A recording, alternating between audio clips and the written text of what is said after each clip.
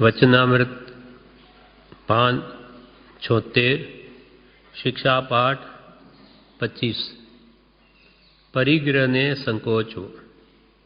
परम कृपालु देवी मोक्षमाला में आ शिक्षा पाठ 25 नु शीर्षक मूक्यु परिग्रह ने संकोचवो।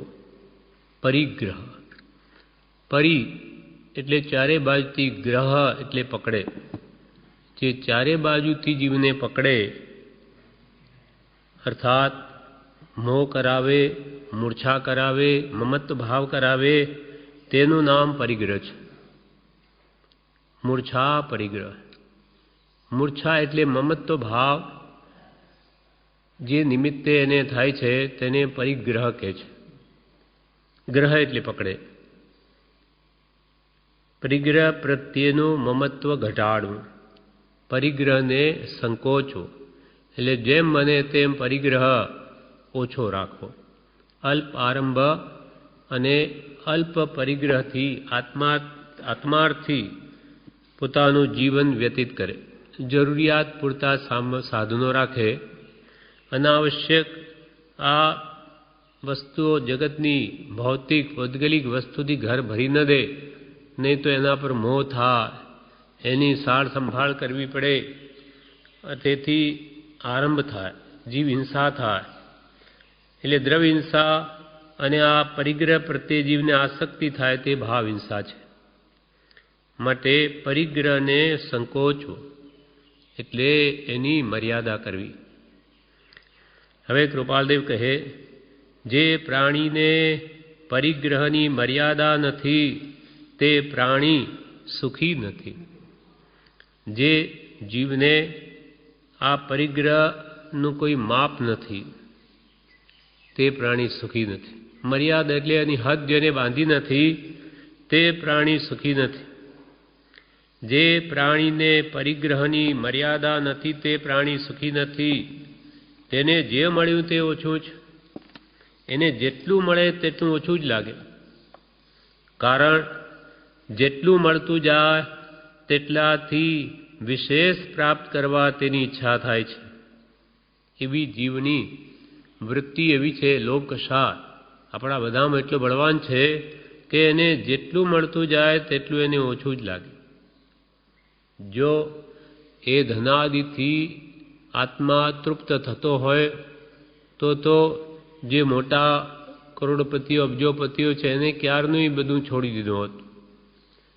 पण ए तृष्णा छे ते आकाश जेवी अनंत छे। एने जेटलुं मळे एटलुं ओछुं ज लागे। टाटा बिरला जेवा गमे ते होय, विशेष करोड़ोना नफा होय तो के एक फैक्टरी फरी खोलो, पण के भाई बहु थई गयुं एम थतुं ज नथी जीवने। जेम जेटलुं मळे एटलुं एने ओछुं लागे छे। एटले ज्ञानीओए एवो सिद्धांत कर्यो छे। कृपालदेव पोते ज वचनामृत में 42 पृष्ठ पर कह्युं छे। कृपालदेवना शब्दों में मेरु पर्वत जेवा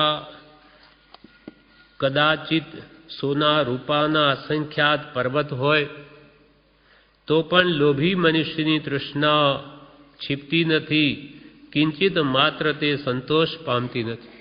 मेरु पर्वत लाख योजननो छे। लाखों माइलनो मेरु पर्वत एटलुं के छे के सोना रूपाना ढगला होय असंख्यात एना करतोय।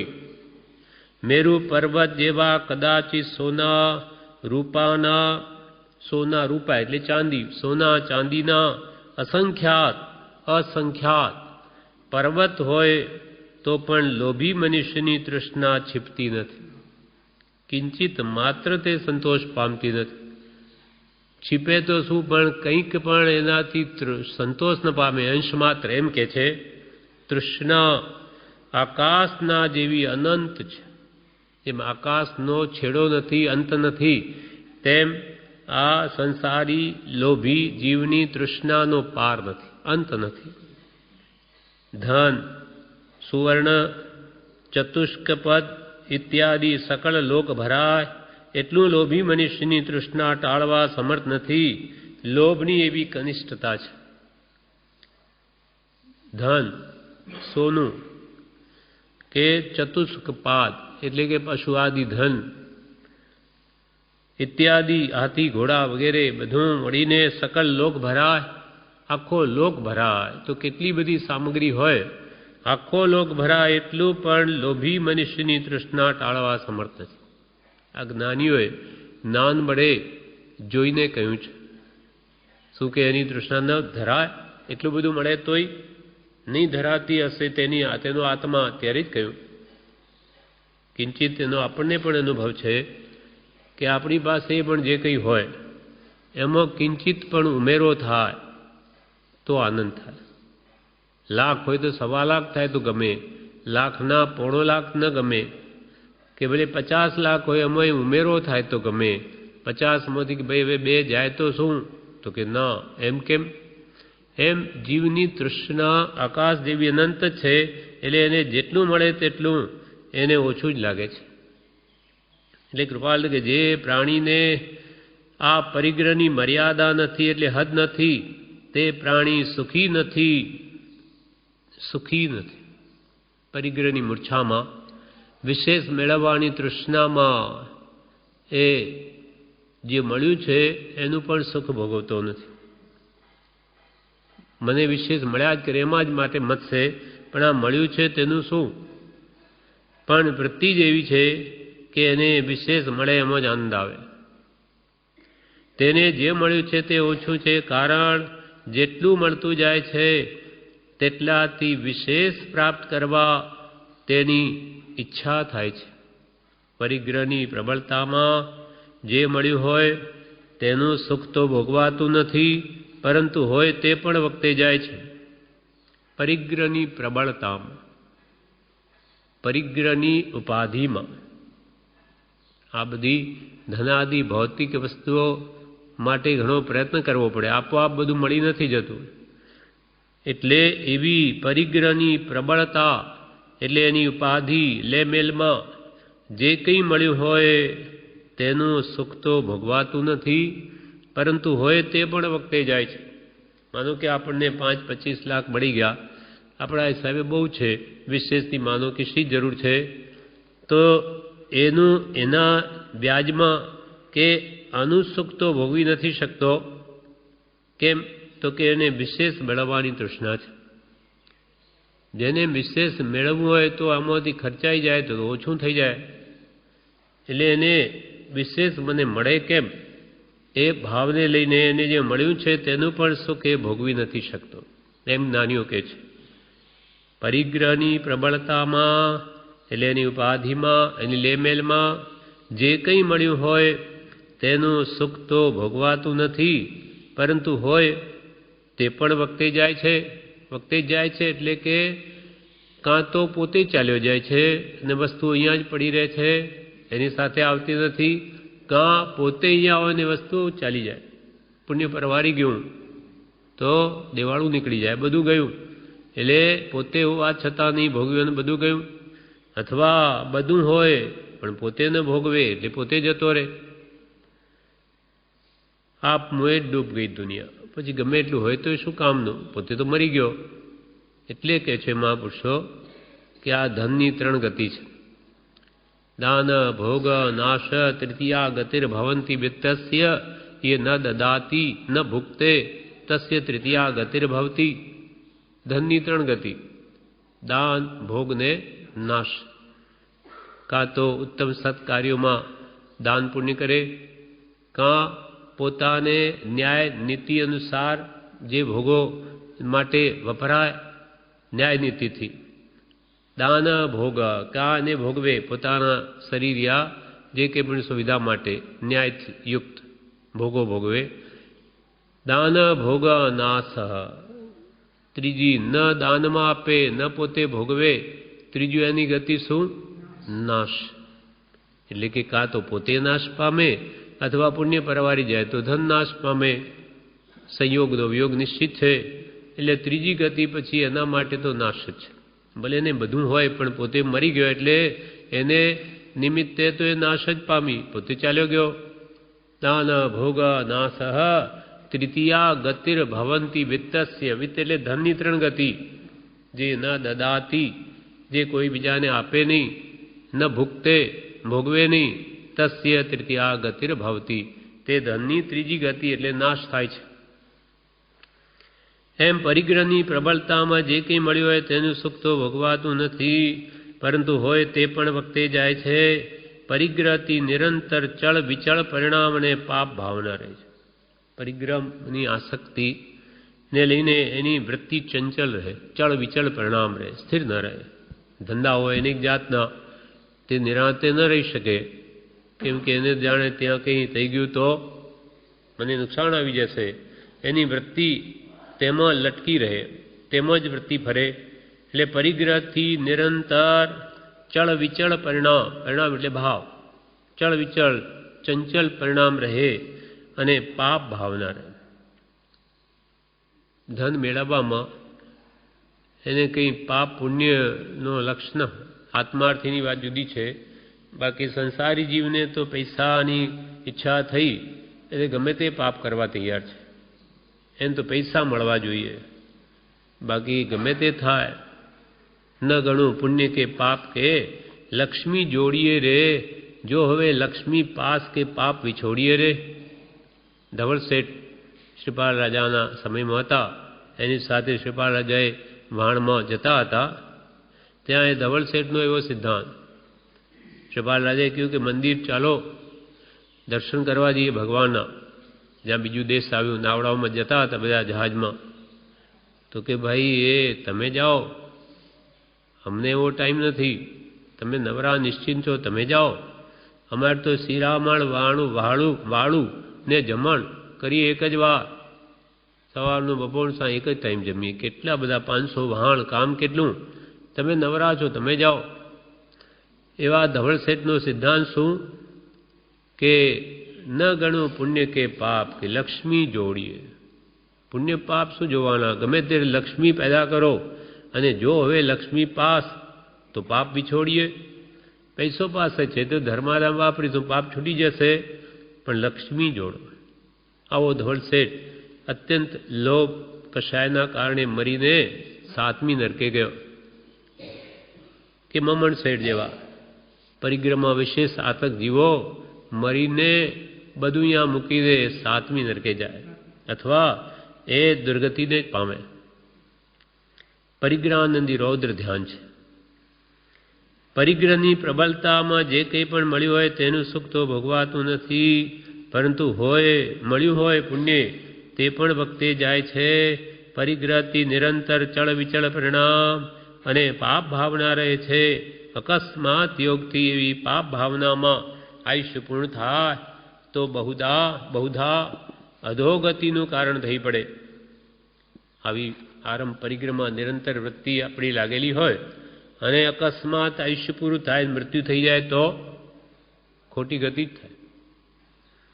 પ્રભાલ કે અકસ્માત યોગથી એવી પાપ ભાવનામાં આરંભ પરિગ્રહની ભાવનામાં આયુષ્ય પૂર્ણ થાય તો બહુધા એટલે મોટે ભાગે અધોગતિનું કારણ થઈ પડે. અધોગતિ. હિંસાનંદી રૌદ્ર ધ્યાન, 4 પ્રકારના આર ધ્યાન કયા, રૌદ્ર ધ્યાન કયા, જે નરક ગતિના કારણ છે. હિંસાનંદી રૌદ્ર ધ્યાન, કોઈ જીવોને મારીને રાજી થવું. જેમ કે ક્ષણિક મહારાજા ભગવાન મહાવીરને મળ્યા ત્યારે બૌદ્ધ ધર્મી હતા, ત્યારે હરણને માર્યું, નિશાન તાક્યું કોઈ ઝાડને, પણ વચ્ચે હરણ આવ્યું તો એનું પેટ વિંધી અને એ નિશાન જ્યાં તાક્યું ત્યાં બાણ વાગ્યું. એટલે ક્ષણિક ખૂબ આનંદ થયો એને. હું કેવો હોશિયાર કે જો આ હરણીનું પેટ ફોડીને નિશાન તાક્યું ત્યાં હું બરોબર બાણ મારી શક્યો. હરણી ગર્ભિણી હતી એટલે બચ્ચું મરી ગયું, હરણી મરી ગઈ, હિંસા થઈ, પાપ થયું, છતાં ક્ષણિક મહારાજે આનંદ માન્યો કે મહારાજ એવો કોણ. આ હિંસા કરીને આનંદ માને, હિંસાનંદી રૌદ્ર ધ્યાન છે. એટલે નરક ગતિનો બંધ પડી ગયો. પછી ભગવાન મળ્યા, બધું થયું, પણ નરક ગતિ ન છૂટી. એમ હિંસાનંદી રૌદ્ર ધ્યાન. પછી મૃષાનંદી, જૂઠ બોલીને આનંદ માને કે મહારાજ એવો કોણ હોશિયાર કે જો એને કેવો બનાવી લીધો. જૂઠ બોલીને એ પણ જો વિશેષ ભયંકર હોય તો એ પણ નરગતિમાં લઈ જાય. મૂર્ખ ખોટું બોલીને આનંદ માને, પછી ચોર્યાનંદી રૌદ્ર ધ્યાન, ચોરી કરીને આનંદ માને કે જો કેવો રાજાના દરબારને ફોડીને આવી ગયો, માણસો શું મને કરી શકે, મારા જેવો કોણ છે, એમ પાપ કરીને આનંદ માને ચોર્યાનંદી, એ પણ નરગતિનો બંધ પાડે. અને ચોથું બ્રહ્મચારી વિવેચનમાં એમ કે છે કે 3 આ પાપ છે તો સમજાય છે, હિંસા ન કરવી, જૂઠ ન બોલવું, ચોરી ન કરવી, પણ આ પરિગ્રહ મેળવીને આનંદ માનવો તે પણ નરગતિનું કારણ છે, એ જીવોને કે નથી સમજાતું. પરિગ્રહ મેળવીને હું કેટલો હોશિયાર, કે કેટલા મકાન દુકાન, કેટલું બધું કરી શક્યો, કેટલો વૈભવ મેળવી દીધો, એમ આ ભાવના પણ એને નરગતિનું કારણ છે, તે વાત કે જીવતી નથી સમજાતી. પરિગ્રહાનંદી રૌદ્ર ધ્યાન તે કે છે અકસ્માત યોગથી એવી પાપ ભાવનામાં આયુષ્ય પૂર્ણ થાય તો બહુધા અધોગતિનું કારણ થઈ પડે. હવે કે છે કેવળ પરિગ્રહ તો મનુષ્યરો ત્યાગી છે, તો પછી પરિગ્રહ ત્યાગવો, તો કે એમ એકદમ તો ન ત્યાગી શકાય. મુનિઓ હોય તે તો સંપૂર્ણપણે પરિગ્રહનો ત્યાગ કરી શકે, જેને એવી શક્તિ આવી હોય ચારિત્ર પાળવાની, આત્મનાની મહાત્માની વાત છે. કેવળ પરિગ્રહ તો મુનીશ્વરો ત્યાગી શકે, પણ ગ્રસ્તો એની અમુક મર્યાદા કરી શકે. ગ્રસ્તો સંપૂર્ણપણે ન ત્યાગી શકે તો એની અમુક મર્યાદા કરી શકે કે આટલા 1000 કે આટલા લાખ હોય પછી ધર્મ ધ્યાન કરીશું, પોતાના જે સ્ટેટસ મોભા પ્રમાણે, કે આટલા લાખ મારા સમાજમાં મારી પાસે હોય, કે આટલા 1000 હોય તો બસ, તો કે તેમાં કંઈક સંતોષ રહી શકે, મર્યાદા બાંધી હોય, તેના પછી એને કોઈ એ સંબંધી વિકલ્પ ન થાય. કેવળ પરિગ્રહ તો મુનીશ્વરો ત્યાગી શકે, પણ ગ્રસ્તો એની અમુક મર્યાદા કરી શકે. મર્યાદા થવાથી ઉપરાંત પરિગ્રહની ઉત્પત્તિ નથી. ભાઈ અમુક હદ બાંધી દીધી કે 25,000, 50,000, લાખ, 2 લાખ, 5 લાખ, 25 લાખ, જે કંઈ પણ એની શક્તિ પ્રમાણે. પછી એવી મર્યાદા ન હોવી જોઈએ કે 500નો તો પગાર હોય અને 1 કરોડ રૂપિયો થાય ત્યારે હું બધું મૂકી દઈશ. હવે તું 500નો પગારદાર, કરોડ રૂપિયો ક્યાંથી લાવવાનો? અર્થાત ને છોડવું નથી એટલે આવી મર્યાદા કરે. અર્થાત એ મર્યાદા એને સુખનું કારણ ન થાય, પણ પોતાની લાખોની કમાણી હોય ને એ રીતે કરતો હોય તો એ વ્યાજબી છે. બાકી માપસર મર્યાદા હોવી જોઈએ કે અમુક સમયે 5-50 વર્ષ, 40-50 વર્ષ કે 60 વર્ષ સુધીમાં તો બધું પતે જ, વધારેમાં વધારે એવી મર્યાદા હોય તો એને આત્મધ્યાન, જ્ઞાન, ધ્યાન કરવા માટે એને સમય મળી શકે. એટલે મા કૃપાલદેવ લખ્યું છે એક પત્રમાં કે આખી જિંદગી સુધી આરંભ પરિગ્રહમાં જીવ પડ્યો રહે તો એ આત્મકલ્યાણ ક્યારે કરી શકે, ક્યારે અવકાશ મેળવે. એટલે કે એની મર્યાદા કરે તો એથી વિશેષ એને પરિગ્રહની ઉત્પત્તિ નથી. ભગવાન મહાવીરના ઉપાસક 10 શ્રાવકોમાંના આનંદ શ્રાવક, જે ભગવાનનો ઉપદેશ સાંભળીને એટલો બધો વિરક્ત ભાવ આવી ગયો કે જેને ઘેર 10,000 ગાયો, 10,000 ગાયોનું એક ગોકુળ, એવા કેટલાય ગોકુળો હતા. તે પણ એમને ભગવાનના ઉપદેશથી કે બસ પરિગ્રહના, ભગવાનને એકવાર એને પૂછ્યું કે ભગવંત આપની પાસે કંઈ નથી, છતાં આપણે આપ એટલા આનંદી ને સુખી જણાવો, અને મારી પાસે તો એટલું બધું છે ને હું કેમ, મારો અંતરાત્મા શાંત કેમ નથી, સુખી કેમ નથી? ત્યારે ભગવાન મહાવીરે એમ કહ્યું કે હે આનંદ, પરિગ્રહ વધારીશ નહીં, પરિગ્રહ વધારીશ નહીં, નહીં તો શું તને એમાં મૂર્છા થશે, મોહ થશે, અને એને લઈને તારો આત્મા આકુલ વ્યાકુલ રહેશે. બસ એ વાત પકડાઈ ગઈ. ભગવાને કહ્યું પરિગ્રહ વધારીશ નહીં તો સુખી થઈશ. એટલે પછી કંઈ વધાર્યું નહીં પણ ઘટાડવા માંડ્યું. 10,000 ગાયોનો ગોકુળ વેચવા માંડ્યા. જેમ જેમ ત્યાગ કરવા માંડ્યો કે એને તો સુખ શાંતિ વેદાઈ, એટલી ઉપાધિ ઓછી. જેમાં આપણે 10 દુકાન હોય, માણસ તો એનો 10 ગણો વિચાર કરવો પડે. 5 હોય તો 5 ગણો, 1 જ હોય તો 1 જ વિચાર કરવાનો, ન હોય તો કોઈ વિકલ્પ જ નહીં એ સંબંધી. એમ મહાપુરુષો કે જેટલી ઉપાધિ વિશેષ તેટલી ચિંતા, એના વિકલ્પો વધારે. એટલે એ આનંદ શ્રાવકે તો એમ કરતાં કરતાં ભગવાનના ઉપદેશથી ઘણું બધું ઓછું કરી દીધું, આત્મશાંતિ વળી.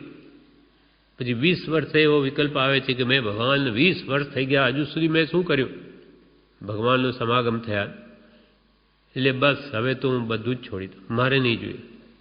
મારા આવતા ભાવનું ભાતું બાંધું એટલે આખી સમાજને ભેગી કરી અને બધાને કહી દીધું કે હવે આજથી હું સંપૂર્ણપણે આ પરિગ્રહનો ત્યાગ કરું છું.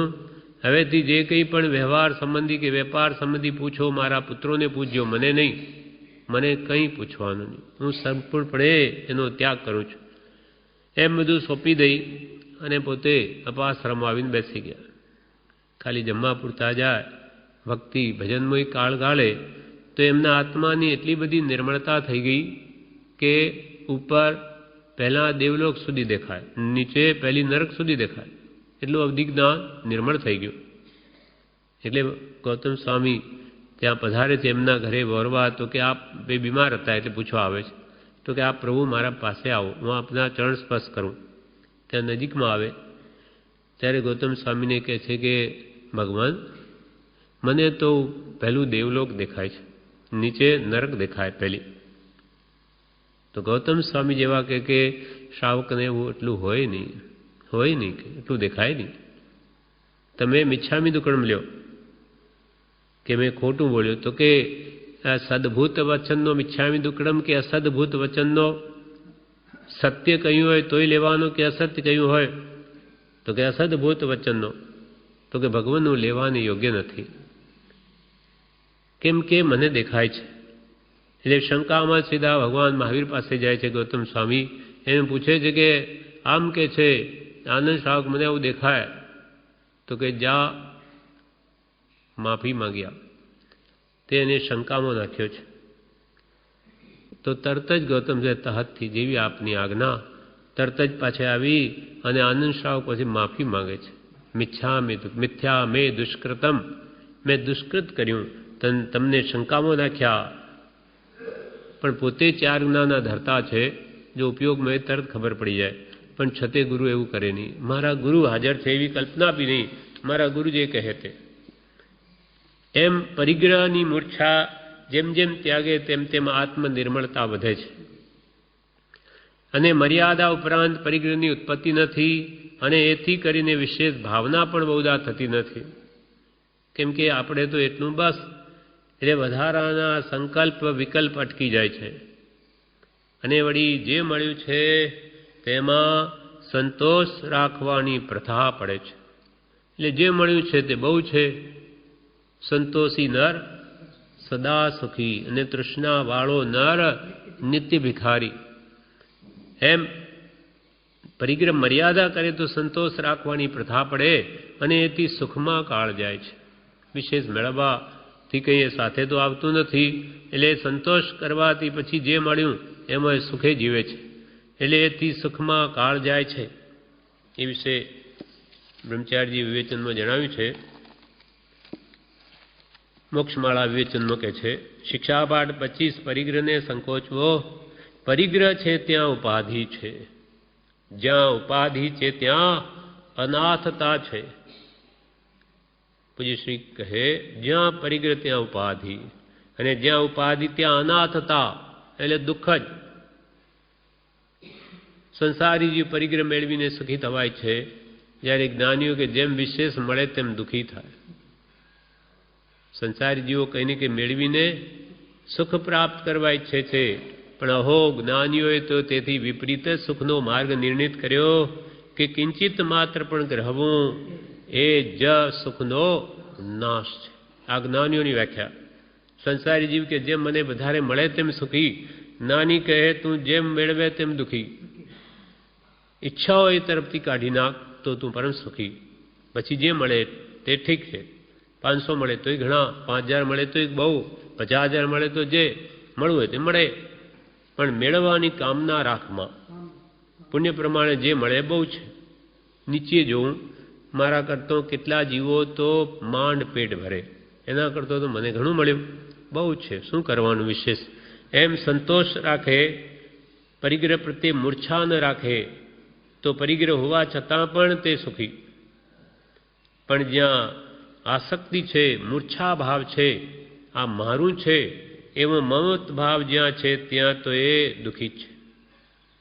પરિગ્રહ છે ત્યાં ઉપાધિ છે, જ્યાં ઉપાધિ છે ત્યાં અનાથતા છે, વસ્તુ પર મૂર્છા છે તે જીવને ચો તરફથી બાંધી લે છે. વસ્તુ પર મૂર્છા, મમત્વ ભાવ, મારાપણું, એ ભાવ છે ત્યાં સુધી તો એ પરિગ્રહને ચારે બાજુથી બાંધી લે છે. તે પરિગ્રહ કહેવાય છે. મૂર્છા એ જ પરિગ્રહ છે. મૂર્છા એટલે મારાપણું, વસ્તુમાં મારાપણું થાય તે પરિગ્રહ. પરિગ્રહને સંકોચવો એટલે મારાપણું ઓછું કરવું, પણ તે મારાપણું વસ્તુને આધારે થાય છે, તેથી વસ્તુની મર્યાદા, હદ કરવાનું કહ્યું છે. પરિગ્રહ પ્રત્યે આપણી આસક્તિ છે, અનાદિથી લોભ કશાય આપણને મૂંઝવે, એટલે પરિગ્રહ હોય તો આસક્તિ થાય. માટે મહાપુરુષો કે પરિગ્રહને જ ઘટાડવો, હોય તો આસક્તિ થાય, ન હોય તો શું થાય. એટલે પરિગ્રહ સંકોચવો એટલે મારાપણું ઘટાડવું, પણ તે મારાપણું વસ્તુને આધારે થાય છે. વસ્તુ હોય તો મારી, માટે કે વસ્તુની જ મર્યાદા કરો, એથી વિશેષ મારે જરૂર જ નથી, તો સહેજે એમાં સહાય કરશે. અને મર્યાદા કરી હોય તો જ સંતોષ આવે. પ્રથમ હદ બાંધી હોય, જેમ કે રૂપિયા 25,000 જેટલું થાય તો પછી બસ તેટલું મળે, પછી વધારે કમાઈ શકે એવો વખત આવે ત્યારે જો સમજીને મર્યાદા કરી હોય તો તે ન ઓલંગે. તે જમાનાની વાત છે. આજે 25,000ની તો લાખ કે 2 લાખ જે કે ભાઈ આટલું મળે કે 5 લાખ, બસ એથી વિશેષ કંઈ જરૂર નથી, શું કરવાનું. એમ હદ બાંધી હોય તો તેટલું મળે, પછી પણ વધારે કમાઈ શકે તોય નહીં કરે, કેમ કે મેં તો હદ બાંધી દે, મારે વધારે જરૂર નથી. અને પરિગ્રહ પરિમાણ કહે, એ વ્રત છે. એટલે મર્યાદા બાંધી હોય પછી સમજીને બાંધી હોય તો ઓળંગે નહીં, કેમ કે મનુષ્ય ભાવ મોક્ષ માટે છે. વધારે કમાઈશ તો પણ કંઈ સાથે આવવાનું નથી. માનો કે ઘણું બધું ભેગું કરીને હજુ જીવન એમાં ગાળું, પણ એ મારી સાથે તો ન આવે. પણ જીવને શું રહે, કંઈ નહીં, હું નહીં ભોગવું ને તો મારા છોકરાઓ તો ભોગવશે. છોકરાઓ તો આ ભાવના, તું અહીંયા છોકરાને મૂકીને બીજાનું કુટુંબ ઊભું કરશે, બીજું પાછું આગલા જન્મ. અને એ પણ મનુષ્ય ભાવ ક્યાં, વળી કોણ જાણે કઈ ગતિમાં જઈને પડીશ. એમ આ જીવ પુત્રાદિ માટે પણ આવું ધન એકઠું કરીને હું નહીં તો એ તો ભોગવશે. આ બધો મોહ દયા છે, અને એથી જીવ કર્મ જ બાંધે રજડે. એટલે કૃપાલ કે નથી ધર્યો દેહ વિષય વધારવા, નથી ધર્યો દેહ પરિગ્રહ ધારવા. આ દેહ માનવ દેહ દેવતાઓને પણ દુર્લભ, 10 દ્રષ્ટાંતે દુર્લભ, જેની એક એક સમય રક્ત ચિંતામણી કરતા વિશેષ, ચક્રવર્તીની સમત રસધ્રિદ્ધિ કરતા પણ વિશેષ એ માનવ દેહ આ તુચ્છ ભૌતિક જગતના પદાર્થો ભેગા કરવા માટે નથી મળ્યો. નથી ધર્યો દેહ વિષય વધારવા, નથી ધર્યો દેહ પરિગ્રહ ધારવા. આ જ ભાવને બ્રહ્મચારી પ્રજ્ઞાબુનો વણે છે. વિષય કસાય જે દિન વીત્યા તે તો સર્વે ભૂંડા. વિષય કસાય જે દિન વીત્યા તે તો સર્વે ભૂંડા. સતશાસ્ત્રોના અભ્યાસે જે, સતશાસ્ત્રોના અભ્યાસે જે વીતે તે દિન રૂડા. અહો હો પરમ શ્રુત ઉપકાર બ્રવીને શ્રુત પરમયાધાર. વિષય કસાય 5 વિષયો અને ક્રોધ માન માયા લોભાદી એક વિષય કસાયમાં જે દિન વિત્યા તે તો સર્વે ભૂંડા. એ બધા ભૂંડા દિવસો પસાર થયા. પણ આ તે તો સર્વે ભૂંડા. સતશાસ્ત્રોના અભ્યાસે જે વીતે તે દિન રૂડા. સત એટલે આત્મા, જેથી પ્રગટ થાય, પ્રાપ્ત થાય, અથવા સત્પુરુષોએ લખેલા ઉપદેશેલા તે સત્શાસ્ત્રો એને વાંચવા વિચારવામાં સમય વ્યતીત થાય તે દિન જ રૂડા છે, બાકી બધા ભૂંડા છે. સત્શાસ્ત્રોના અભ્યાસે જે વીતે તે દિન રૂડા. અહોહો, આશ્ચર્ય લાગે છે જ્ઞાની, અહોહો પરમ શ્રુત ઉપકાર ભવિને શ્રુત પરમ આધાર. શ્રુત એટલે શાસ્ત્રો, એ તો ભવ્ય આત્માને પરમ આધારરૂપ છે. જીન બિંબ જનાગમ ભવ્યણકુ આધારા. આજે આપણે ભગવાનની પ્રત્યક્ષ હાજરી નથી તો આ જીન બિંબ વિતરાગ મુદ્રા અને આ એમનું બોધેલું શ્રુત ઉપદેશ એ જ આધારરૂપ છે. અહોહો પરમ શ્રુત આધાર ભવિને શ્રુત પરમ આધાર. શ્રુત ઉપકાર, શ્રુતનો પરમ ઉપકાર અને ભવિને એ શ્રુત પરમ આધારરૂપ છે. એમ આમો સમય કે મનુષ્યનો ગાળવો જોઈએ પરિગ્રહને સંકોચીને.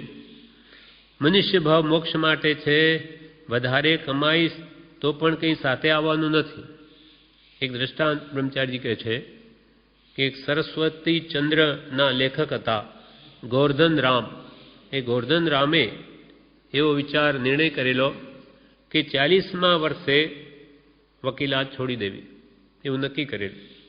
40મા વર્ષે હું ધંધો મૂકી દઈશ, વકીલ હતા. હવે શું થયું, 40મા વર્ષે વકીલાત જામી, બરોબર જામ્યો, ત્યારે તેમને તો નિર્ણય કરેલો એટલે છોડી દીધું. નક્કી કરેલું 40મા વર્ષે મારે ત્યાગ છોડી જ દેવું તો છોડી જ દીધું. એમ મર્યાદાવાળાને કલ્પના વધે નહીં. મર્યાદા કરી હોય તો વધારેના સંકલ્પ વિકલ્પ પણ અટકી જાય. વધારે જોઈતું જ નથી મારે એવો નિર્ણય કરે તેને કોણ રોકી શકે. હવે કે છે કૃપાલદેવ આગળ, કોણ જાણે લક્ષ્મી આદિકમાં કેવી એ વિચિત્રતા રહી છે કે જેમ જેમ લાભ થતો જાય છે તેમ તેમ લોભની વૃદ્ધિ થતી જાય છે. કૃપાલદેવ પોતે કહે કે આ કોણ જાણે આ લક્ષ્મી આદિકમાં એવી કેવી વિચિત્રતા છે કે જેમ જેમ લાભ થતો જાય તેમ તેમ લોભની વૃદ્ધિ થતી જાય. જેમ લાભાત લોભા પ્રવર્ધતે, જેમ લાભ થાય તેમ લોભ વધે. લોભ એમ કે છે કે લાભ કરતા હું મોટો, પેલું તો લાભ અને હું તો લોભ, એટલે એક માત્રા મારે વધારે છે. લાની ઉપર એક, એટલે હું એના કરતો મોટો, એટલે હું સદા આગળ જ રહીશ. લાભ જેટલો થશે એનાથી હું તો આગળ જ રહેવાનો. કે 5 લાખ તો કે હવે 10 લાખની કમાણી કેમ થાય, એવું કંઈ કરો. અર્થાત જેમ લાભ વધે તેમ લોભ વધે. કૃપાલદેવ કહે કોણ જાણે લક્ષ્મી આદિકમાં કેવી એ વિચિત્રતા રહી છે કે જેમ જેમ લાભ થતો જાય છે તેમ તેમ લોભની વૃદ્ધિ થતી જાય છે. આ કોઈને પૂછીએ નહીં, પણ આપણા મનને પૂછીએ તો સમજાય એવું છે કે આપણને પણ વિશેષ લાભ થાય એમ ગમે છે કે નુકસાન થાય ગમે. કે ભાઈ આજે તો અમદાવાદ જઈ આવ્યા કે મુંબઈ જઈ આવ્યા એટલે 5-10 હજાર 50 હજાર ખર્ચી આવ્યા, બહુ આનંદ આવી ગયો. 50,000 રૂપિયા ખર્ચ્યા કે 10,000, પણ મનમાં થાય કે આ આટલો ખર્ચો થઈ ગયો. ઓછા થયા. પાસે કેટલાય હોય, જીવતા સુધી વાપરે કેટલું તો એને ખૂટે, છતાં પણ એની વૃત્તિ એમ રહે કે નહીં આ ખર્ચાઈ કેમ ગયા. એમ ખર્ચાતાય દુઃખ, મેળવતાય દુઃખ. લક્ષ્મી કે એમની એમ પેદા ન થાય અને આજના જમાનામાં તો એને રાખવી ક્યાં, એ પણ ઉપાધિ. બેંકમાં મૂકે વ્યાજ ન મળે, આસામી મૂકે તો મૂળની પણ શંકા, મૂડી રહે કે જતી રહે. ક્યાં મૂકવું, દાટું જમીનમાં, શું કરું, ક્યાં મૂકું? તો કે ભાઈ આ બધું ભેગું જ કેમ કર્યું. એટલે મહાપુરુષો કે જે લક્ષ્મીને ભેગી જ ન કરે તે સર્વોત્તમ છે, અને ભેગી થઈ ગઈ ઉત્તમ કાર્યમાં વાપરે તો એ બીજા નંબરમાં આવે, અને સૌથી તો એ કે એને અડે જ નહીં. એ તો મહાત્માઓ છે, તે તો સંપૂર્ણ સુખી છે. બાકી જેમ જેમ ઉપાધિ વધારે છે તેમ જીવ દુઃખી જ થાય છે, એમ જ્ઞાનીઓનો ઉપદેશ છે. પણ આ વૃત્તિ છૂટતી જ નથી મેળવવાની. એટલે કોણ જાણે લક્ષ્મી આદિમાં કેવી એ વિચિત્રતા રહી છે કે જેમ જેમ લાભ થતો જાય છે તેમ તેમ લોભની વૃદ્ધિ થતી જાય છે. ધર્મ સંબંધી કેટલું જ્ઞાન છતાં, ધર્મનું કેટલું જાણતો હોય કે લોભ એ પાપનો બાપ છે, ભેગું કરવાથી સાથે નહીં આવે, એમ જાણતો હોય, બોલતો હોય, કહેતો હોય, છતાં પણ અંદરથી ભાવ નથી જતો, મળે એમ જ આનંદ. એટલે કે છે ધર્મ સંબંધી કેટલું જ્ઞાન છતાં, ધર્મની દ્રઢતા છતાં પણ પરિગ્રહના પાશમાં પડેલો પુરુષ કોઈક જ છૂટી શકે છે. વૃત્તિ એમ જ લટકી રહે છે, પરંતુ એ વૃત્તિ કોઈ કાળે સુખદાયક કે આત્મહિતેશી થઈ નથી. જેણે એની ટૂંકી મર્યાદા કરી નહીં તે બહોળા દુઃખના ભોગી થયા છે. કૃપાલ ધર્મ સંબંધી જ્ઞાન હોય, જાણતો હોય, પણ પરિગ્રહની મીઠાશ એવી છે કે એમાં પડેલો પુરુષ કોઈક જ છૂટી શકે, વૃત્તિ એમ જ લટકી રહે. પરંતુ એ વૃત્તિ વિશેષ મેળવવાની, એને કોઈ કાળે સુખ દેવાવાળી કે આત્માને કલ્યાણકારક થઈ નથી. કેમ કે સાચું સુખ છે ત્યાગમાં. સાચું સુખ છે ત્યાગમાં, એમ સાલી ભદ્ર સમજાવે રે ભાઈ.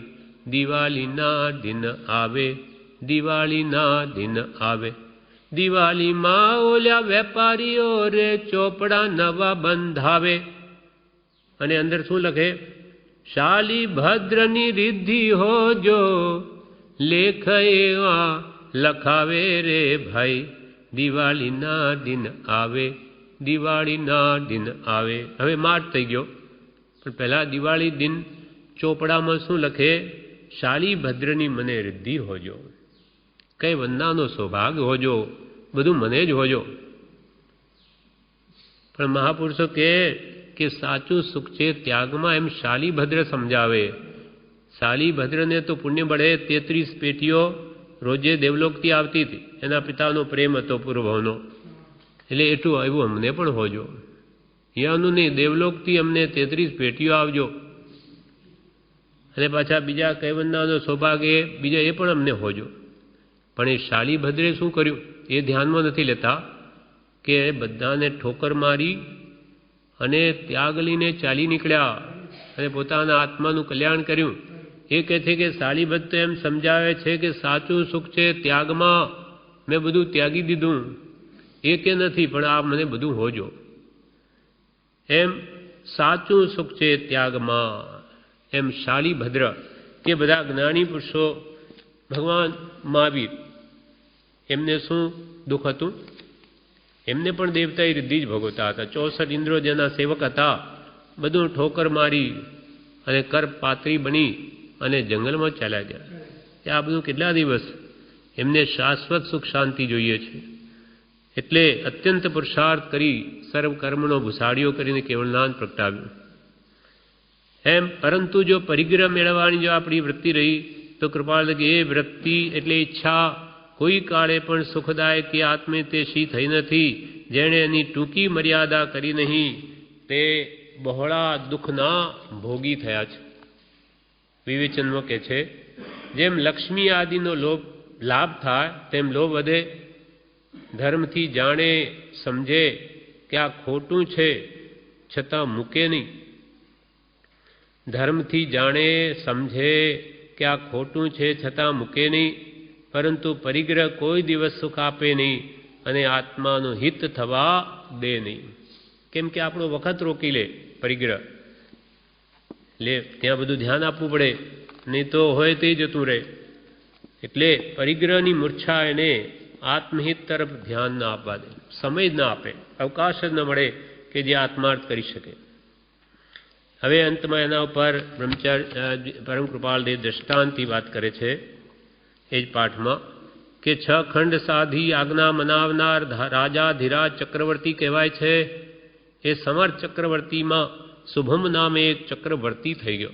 12 ચક્રવર્તીઓ થાય એક અવસરપીણીમાં, તેમાં એક શુભમ નામનો ચક્રવર્તી થયો. શુભમ. હવે એણે 6 ખંડ સાધી લીધા. બધા ચક્રવર્તીઓ સાધે એટલે એની 6 ખંડ તો સાધી લીધા, એટલે ચક્રવર્તી પદથી મનાયો. પણ એટલેથી એની મનોવાંછા તૃપ્ત ન થઈ, એટલે મનની ઈચ્છા પૂરી ન થઈ. એટલે એના મનમાં શું થયું? હજુ તે તરસ્યો રહ્યો. એટલે ધાતકી ખંડના 6 ખંડ સાધવા એણે નિશ્ચય કર્યો. બધા ચક્રવર્તી 6 ખંડ સાધે છે અને હું પણ એટલા સાધું. એમાં મહત્તા સાની 12 ખંડ સાધવાથી હું ચિરકાળ નામાંકિત થઈશ. બધા 6 ખંડને તો જીતે, હું તો 12 જીતું. એટલે હું કાયમને માટે કે એવો એક શુભમ નામનો ચક્રવર્તી થઈ ગયો, એને તો 12 ખંડ સાધેલા, ધાતકી ખંડ નહીં. જ્યાં જવાય નહીં, કોઈ દિવસ 2 ચક્રવર્તીઓ મળે નહીં કે 2 વાસુદેવ ભેગા ન થાય. તો ધાતકી ખંડ કેટલો 2 લાખ સમુદ્ર પાર કરીને ત્યાં જઈને ત્યાંના જે એ ભરત ક્ષેત્રો છે તેમાં રહેલો એ જે રાજા ચક્રવર્તી કે આ 6 ખંડો એના પણ સાધેલો. એટલી બધી તૃષ્ણા વધી. 6 ખંડ સાધવા એને નિશ્ચય કર્યો ત્યાંના. એટલે 12 ખંડ સાધવાથી હું ચિરકાળ નામાંકિત થઈશ. સમર્થ આજ્ઞા જીવન પર્યંત એ ખંડો પર મનાવી શકીશ. 6 ખંડ પર રાજા રાજ ચલાવું તો 12 ખંડનું રાજી કરીશ. આ તૃષ્ણા પરિગ્રહની. એમ વિચારથી સમુદ્રમાં ચર્મ રત્ન મૂક્યું. 14 રત્ન હોય ચક્રવર્તીને, તેમાં એક ચર્મ રત્ન એવું હોય કે જે સમુદ્ર પણ પાથરે તો આખા કરોડોની એની સેના બધી એના ઉપર આવી શકે. હાથીઓ, હજારો બધા એના ઉપર રહી શકે. એના 1000 દેવતા હોય છે રક્ષક. એ ચર્મરત્ન મૂક્યું તે જે સમુદ્ર ઉપર ત્યાં જવા ધાતકી ખંડ. અને ચર્મરત્નના 1000 દેવતા સેવક કહેવાય છે. તેમાં પ્રથમ દેવે એમ વિચાર્યું કે કોણ જાણે કેટલાય વર્ષે આમાંથી છૂટકો થશે, માટે દેવાંગનાને તો મળી આવું એમ ધારી તે ચાલ્યો ગયો. કોણ જાણે હજુ આ ક્યારે એનો પાર આવશે, એટલે હું મારી દેવાંગનાને તો મળી આવું. સ્ત્રીને એમ વિચાર થયો ને એક ચાલ્યો ગયો. પછી બીજો ગયો, બીજાને એવો વિચાર આવ્યો કે ક્યારે પાર આવશે, એમ ત્રીજો ગયો. એમ કરતા કરતા 1000 ચાલ્યા. એમ કેમ બન્યું? કેમ કે એનું પુણ્ય પરવારી ગયું. તૃષ્ણા, લોભ, કષાય વિશેષથી એનું પુણ્ય પૂરું થઈ ગયું. એટલે આવા બુદ્ધિ કરવાનું સારણી એમને એવી બુદ્ધિ સુજી બધા ચાલ્યા ગયા. હવે આધાર વગર ચર્મરત્ન કેવી રીતે ટકે? ત્યારે ચર્મરત્ન બુડ્યું. અશ્વ, ગજ અને સર્વ સૈન્ય સહિત શુભમ નામનો તે ચક્રવર્તી બુડ્યો. પાપ ભાવનામાં મરીને તે અનંત દુઃખથી ભરેલી 7મી તમ પ્રભા નરકને વિશે જઈને પડ્યો. શું કાઢ્યું? વિશેષ મેળવવા જતા હતું તે ગયું. કહેવાય છે કે આધી તજ સારી કો ધાવે, આધી રહેન સારી પાવે. એક કાગડાને અડધો લાડવો મળ્યો, પણ બીજા પાસે આખો જોયો. એટલે કે આ તો મારો છે ને, એટલે અડધો રાખીને લેવા ગયો પેલા પાસે બીજો. પેલો લેવા ગયો એટલે પેલો તો ઉડી ગયો લઈને, અને પાછો આવ્યો કે આ કોઈ લઈ ગયું, અડધો ગયો. એટલે આધી તજ સારી કો ધાવે, આધી છોડીને મને આખું મેળવું, પણ આધી રહે ન ને સારી પાવે. અડધી રહે નહીં, લઈ ગયો, કોઈને સારી મળી નહીં. એમ એને 6 ખંડનો આધિપત્ય અધિકાર મળ્યો તો કે ના 12 સાધુ, તો હવે 6 ગયા હાથમાંથી. આપણને શું શિક્ષા આપે કે લોભમાં વિશેષ કદી નહીં તણાવવું. જ્યાં લોભી હોય ત્યાં દુતારા ભૂખે ન મરે. આ કે આ વ્યાજ 3% આપે કે 2%, પહેલાના જમાનામાં આ તો બહુ સારું. એ પેલો આવો આપનારા પાસે મૂડી નો એટલે આપણું લઈ જાય, મૂડીએ જાય. વ્યાજ શું આવે? 3% બતાવે, 6 મહિના 12 મહિના પછી ગયું બધું જ. એને શું તમારા પૈસામાંથી જ આપવાનું છે? પછી આખું જ ખાઈ જાય. એમ જ્યાં લોભી હોય ત્યાં ધુતારા ભૂખે ન મરે. એટલે લોભથી કદી તણાવું નહીં. વિશેષ મેળવવાની કામના ન રાખવી, પણ સુરક્ષિતતા પહેલી જ સાચવવી. 6 ખંડનું આધિપત્ય તો ભોગવવું રહ્યું, પરંતુ અકસ્માત અને ભયંકર રીતે પરિગ્રહની પ્રીતિથી એ ચક્રવર્તીનું મૃત્યુ થયું.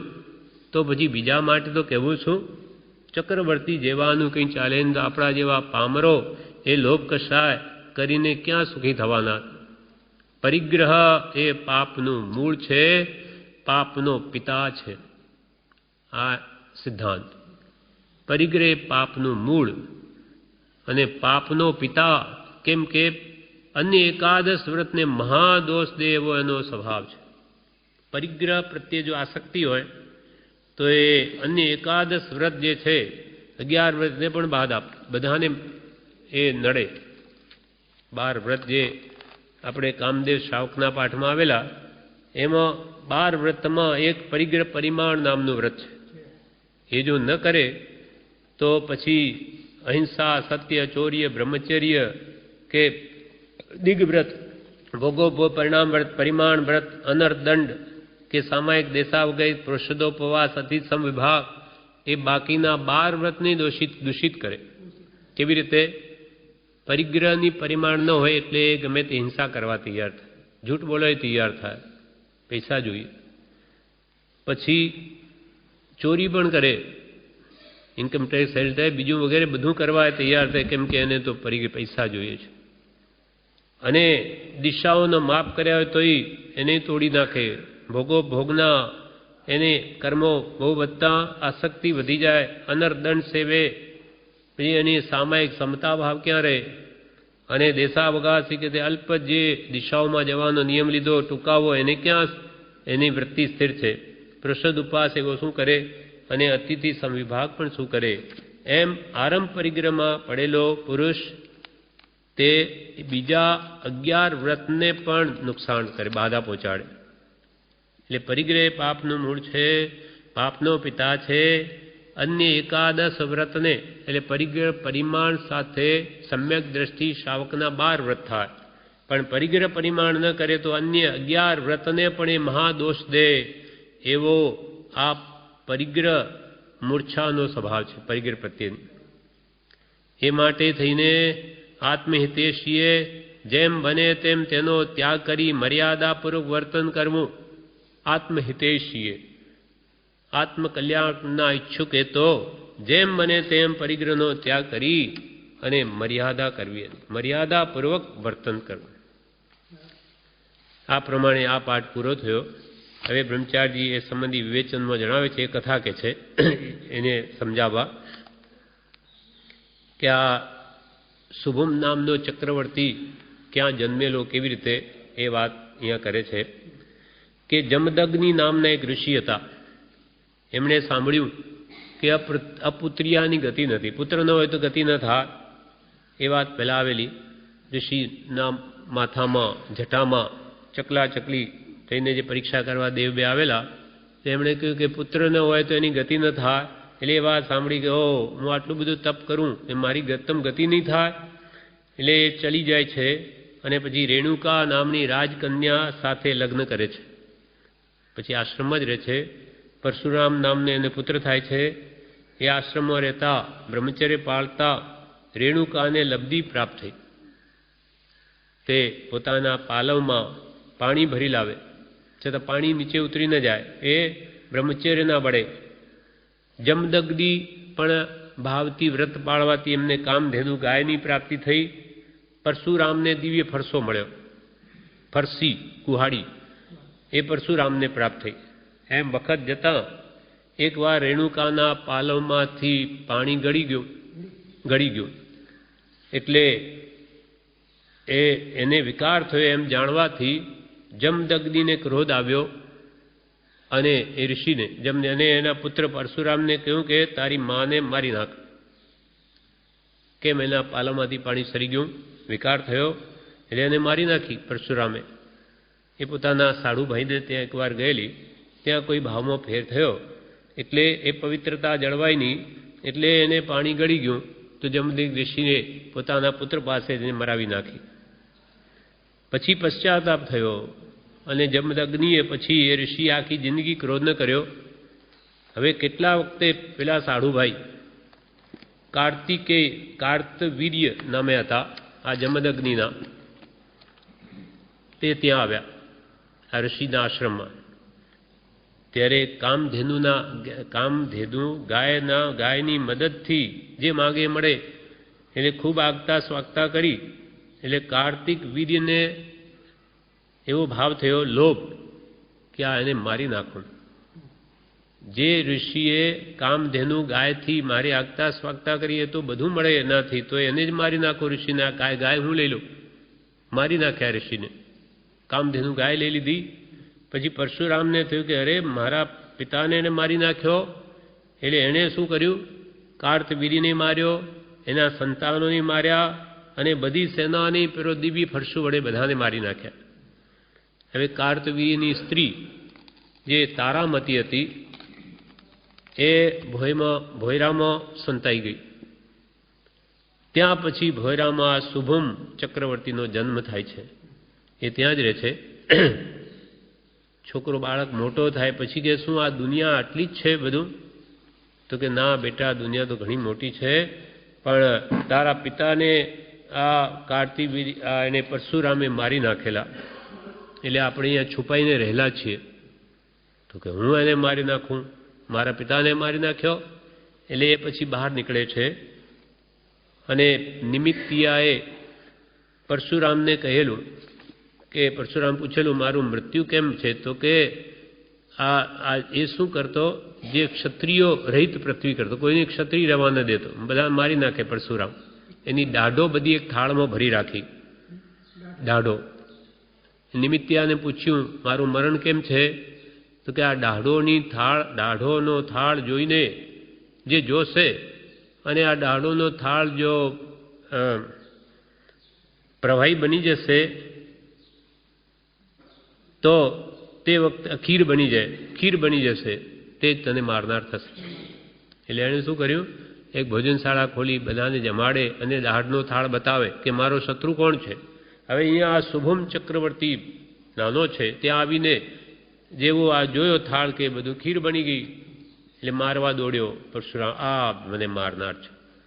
પણ હવે એનું પુણ્ય પરવારી ગયું, એટલે એ થાળ જ એને માટે ચક્ર બની ગયું અને એ ચક્ર વડે એ જ પરશુરામનું માથું કાપી નાખ્યું. એમાં વાત છે એમ એ ભોયરામાં મોટો થયેલો. એમ 6 ખંડનું રાજ્ય પણ મમતા હોય તો એ પણ મરીને નરકે ગયો, કેમ કે એને પણ મોહ ઘણો હતો.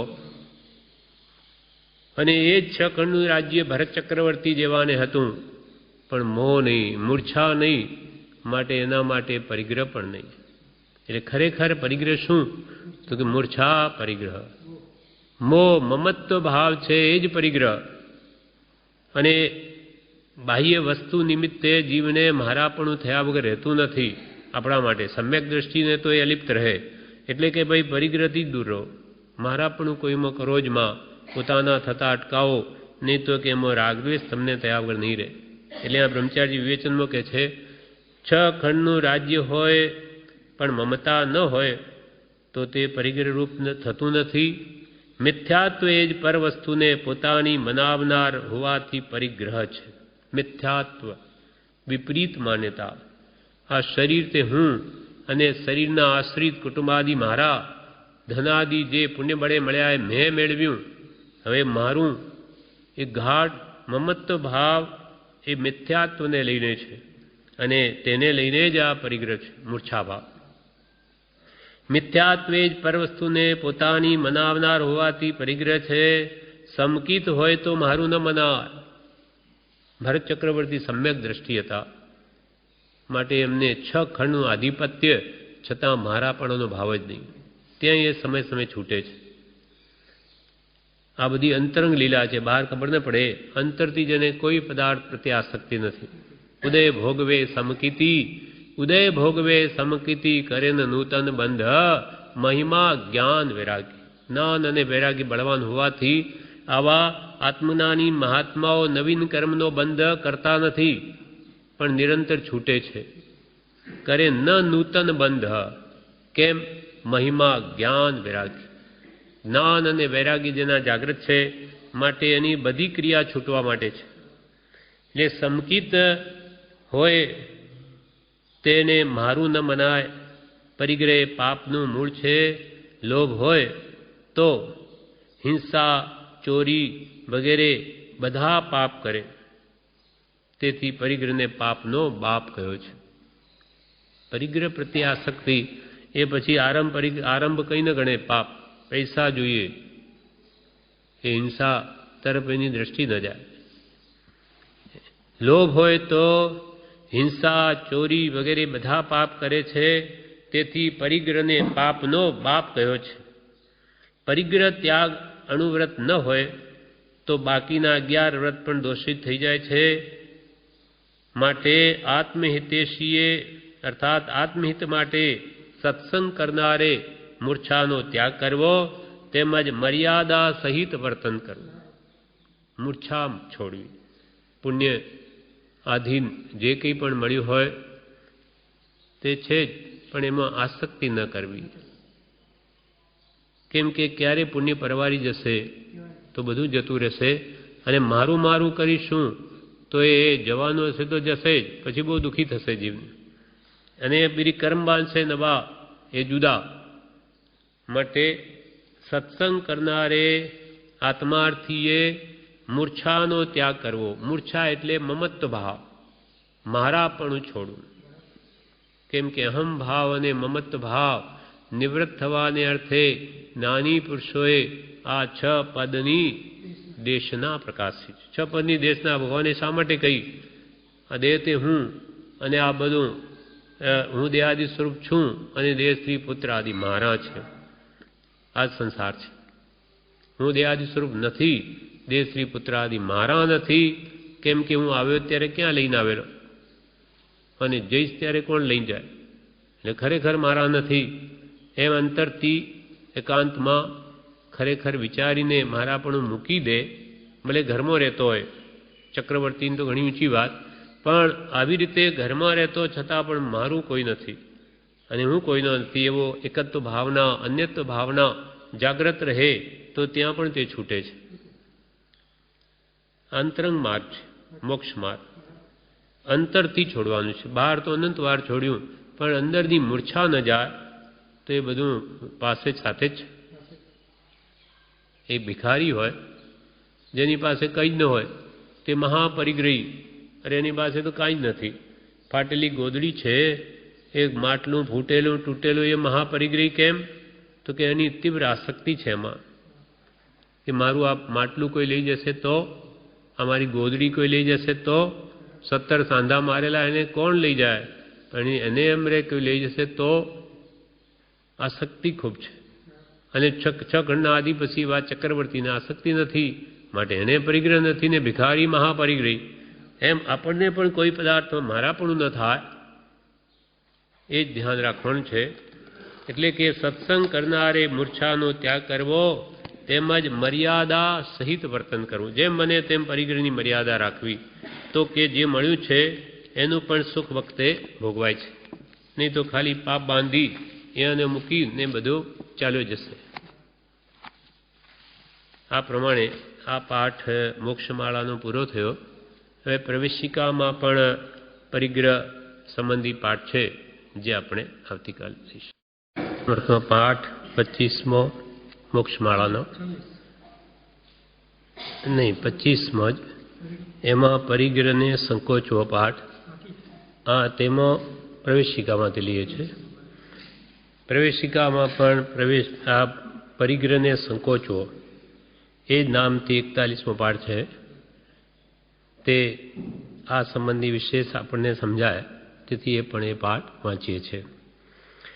પ્રવેશિકામાં શિક્ષાપાઠ 41 પરિગ્રહને સંકોચવો એટલે પરિગ્રહની મર્યાદા કરવી. ગ્રંથ, પરિગ્રહ, સંગ, ઉપાધિ એ બધા શબ્દો એક જ અર્થના છે. ગ્રંથ, ગ્રંથ એટલે ધન, ગ્રંથ એટલે શાસ્ત્ર પણ થાય, અને ગ્રંથ, ગ્રંથિ એનો અર્થ બીજો ધન પણ થાય છે. અથવા ગ્રંથ એટલે બાહ્ય અને અભ્યંતર પરિગ્રહ, એને પણ ગ્રંથ કહે. એમ વચનાવર્તમાં જ પાછળ અર્થ કરેલો છે. ગ્રંથ, પરિગ્રહ, સંગ, ઉપાધિ એ બધા શબ્દો એક જ અર્થના છે. જેમ ગ્રંથ ગાંઠે અને વિદ્યા પાઠે. ગ્રંથ ગાંઠે સાથે ગ્રંથ એટલે ધન બાંધેલું હોય તો કામ લાગે, અને વિદ્યા મુખપાઠે હોય તો ગમે ત્યાં જઈએ ત્યાં કામ લાગે. એમ ગ્રંથ ગાંઠે ને વિદ્યા પાઠે. એટલે ગ્રંથ એટલે ધન, પરિગ્રહ જે આપણને ચારે બાજુથી પકડે, મોહ મૂર્છા કરાવી આત્માને કર્મબંધ કરાવે, તે પરિગ્રહ છે. તે બાહ્ય 10 પ્રકારે અને અંતરંગ 14 પ્રકારે છે. સંગ, ઉપાધિ એ બધા શબ્દો એક જ અર્થના છે. જીવને કર્મ જ બાંધાવે. શ્રીમદ રાજચંદ્ર સર્વસંગનો અર્થ આ પ્રમાણે કરે છે. સર્વસંગ શબ્દનો લક્ષાર્થ એવો છે કે અખંડપણે આત્મધ્યાન કે બોધ મુખ્યપણે ન રખાવી શકે એવો સંગ.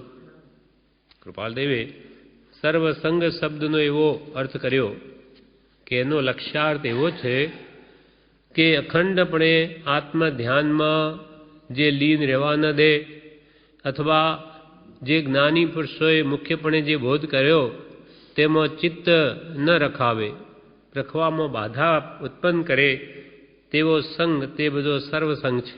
એટલે કે જે જીવને ચારે બાજુથી પકડે, આસક્તિ કરાવી, આ સંસારમાં જ પરિભ્રમણ કરાવે, તે બધો પરિગ્રહ કહેવાય છે. પરી એટલે ચારે બાજુથી, ગ્રહ એટલે પકડે. કેવી રીતે? આ મારું છે એવો સંકલ્પ સચેતન અચેતન કે મિશ્ર વસ્તુઓમાં રહેવો, તેને પરિગ્રહ, ગ્રંથ, સંગ આદિ કહેવાય છે.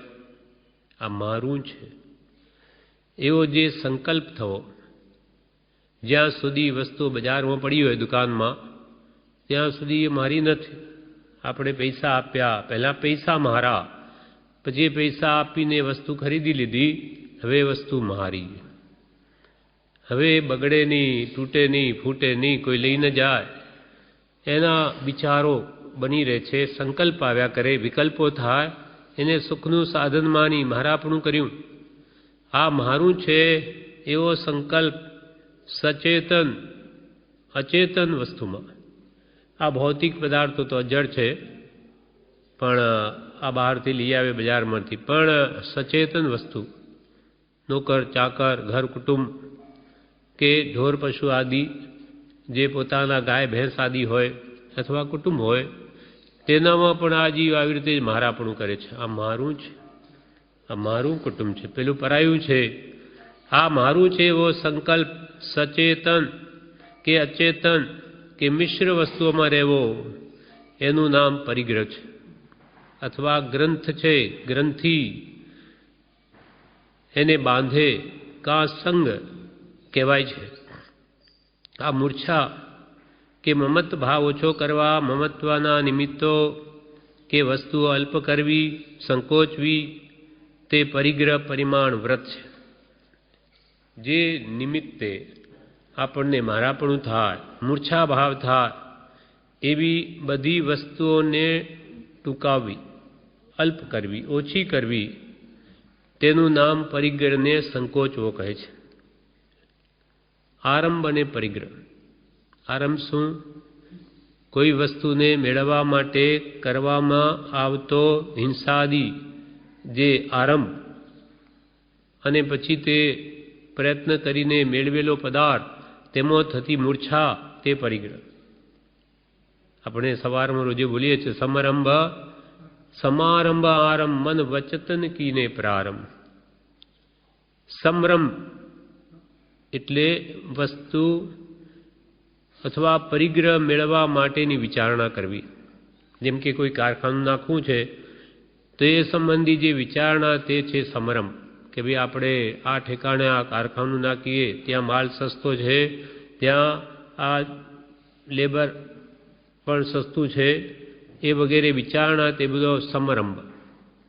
પછી નક્કી કર્યું કે આ ઠેકાણે આ કરવું છે, તો પછી એ વસ્તુઓ બધી ભેગી કરીએ, તે છે સમારંભ. અને પછી જ્યારે કારખાનું આરંભ કરીએ, એ હિંસા આરંભ જીવોની વગેરે શરૂ થઈ ગઈ. પછી સ્થાવર કે ત્રસ, જળ, પાણી, અગ્નિ વગેરે જે કંઈ પણ જીવોની હિંસા થાય, તે શરૂઆત થઈ, એનો તે થયું આરંભ. અને કારખાનું ચલાવી આમાં જે કમાણી કરી, તે ધનાદિ પ્રત્યે જે આપણો મૂર્છા મમત્વ ભાવ થયો, આ મારું, કમાણી કર્યા પછી આ કમાણી મારી, તે થયો પરિગ્રહ. એટલે આરંભ અને પરિગ્રહ એ વૈરાગ્યને ઉપશમના કાળ છે. અને જીવની વૃત્તિ ત્યાંની ત્યાં રહે, એટલે જીવ સમય સમયે નિમિત્તે કર્મ જ બાંધે. તે બાહ્ય વસ્તુઓનો ત્યાગ કરવો, એનો સંકોચવો, એકદમ ત્યાગ તો ન થઈ શકે. કેમ કે અનાદિકાળનો જીવને લોભ કશાયનો અભાવ, લોભ અનાદિનો છે, માટે એકદમ ત્યાગ ન થઈ શકે તો એને ઓછો કરવો, ધીમે ધીમે ઘટાડવું, તેનું નામ છે પરિગ્રહને સંકોચો. આ મારું છે એવો સંકલ્પ સચેતન અચેતન કે મિશ્ર વસ્તુઓમાં રહેવો, તેને પરિગ્રહ ગ્રંથ સંગ આદિ કહેવાય છે. આ મૂર્છા કે મમત્વ ભાવ ઓછો કરવા માટે મમત્વના નિમિત્તો આપણી વૃત્તિ નિમિત્તાધીન છે. નિમિત્ત હોય મારા પણ થઈ જાય, ન હોય તો ક્યાંથી કરે. એટલે કે એ બાહ્ય મારાપણાના નિમિત્તોને જ ઘટાડો. મમત્વ ભાવ ઓછો કરવા માટે મમત્વના નિમિત્તો કે વસ્તુઓ અલ્પ કરવી, સંકોચવી, તે પરિગ્રહ પરિમાણ વ્રત છે. પરિગ્રહનું માપ કર્યું કે આ વસ્તુ આટલી જ હું રાખીશ, એથી વિશેષ નહીં. હવે બાહ્ય વસ્તુની પેઠે અંતરંગ પરિગ્રહ છે. તેને પણ આપણે વિપરીત ભાવનાથી અલ્પ કરી શકાય છે. 14 પ્રકારે અભ્યંતર પરિગ્રહ. એટલે કયા કયા? કષાય, નો કષાય અને મિથ્યાત્વ. મોની કર્મનો જ પરિવાર છે. 4 કષાય, 9 નો કષાય, હાસ્ય રતિ અર્તિ ભય શોક જુગુપ્સાય, ત્રિવેદ પુરુષવેદ નપુસક વેદ, ક્રોધમાન મેલોભાદી, 9 4 13 અને મિથ્યાત્વ. આ 13 ચારિત્ર મોનીની પ્રકૃતિ અને મિથ્યાત્વ એ દર્શન મોનીની પ્રકૃતિ. આ બધા અંતરંગ પરિગ્રહ છે. આપણા અંદરમાં જે મૂંઝવે, જે સંસાર વધારે, રાગદેશ કરાવે, આ બધા અંતરંગ પરિગ્રહ છે. જેમ બાહ્ય વસ્તુઓનો સંગ્રહ ઓછો કરીએ તો બાહ્ય પરિગ્રહ સંકોચો કહેવાય. હવે અંતરનો પરિગ્રહ સંકોચો તે કેવી રીતે? તો કે તે વિષયોની વિપરીત ભાવના વડે. સમાધિ મંડની માળામાં આપણે બોલીએ છીએ ક્રોધ માન માયા લોભ, એનો ક્ષય કરવા માટે 4 માળા ગણું છું. તો ક્રોધ શાથી જીતવો? ક્ષમા ભાવથી. માન વિનયથી. માયા સરળ ભાવથી. લોભ સંતોષ ભાવથી. એમ હાસ્ય રતિ અર્તિ ભય શોક જુગુપ્સા એને કેમ જીતવી? તો હાસ્ય ને ગંભીરતા ગુણ મને પ્રાપ્ત થાય. કેમ કે હાસ્ય પણ દોષ છે. પછી હાસ્ય રતિ એટલે રાગ, રાગ ભાવને વૈરાગ્ય ભાવથી જીતવો.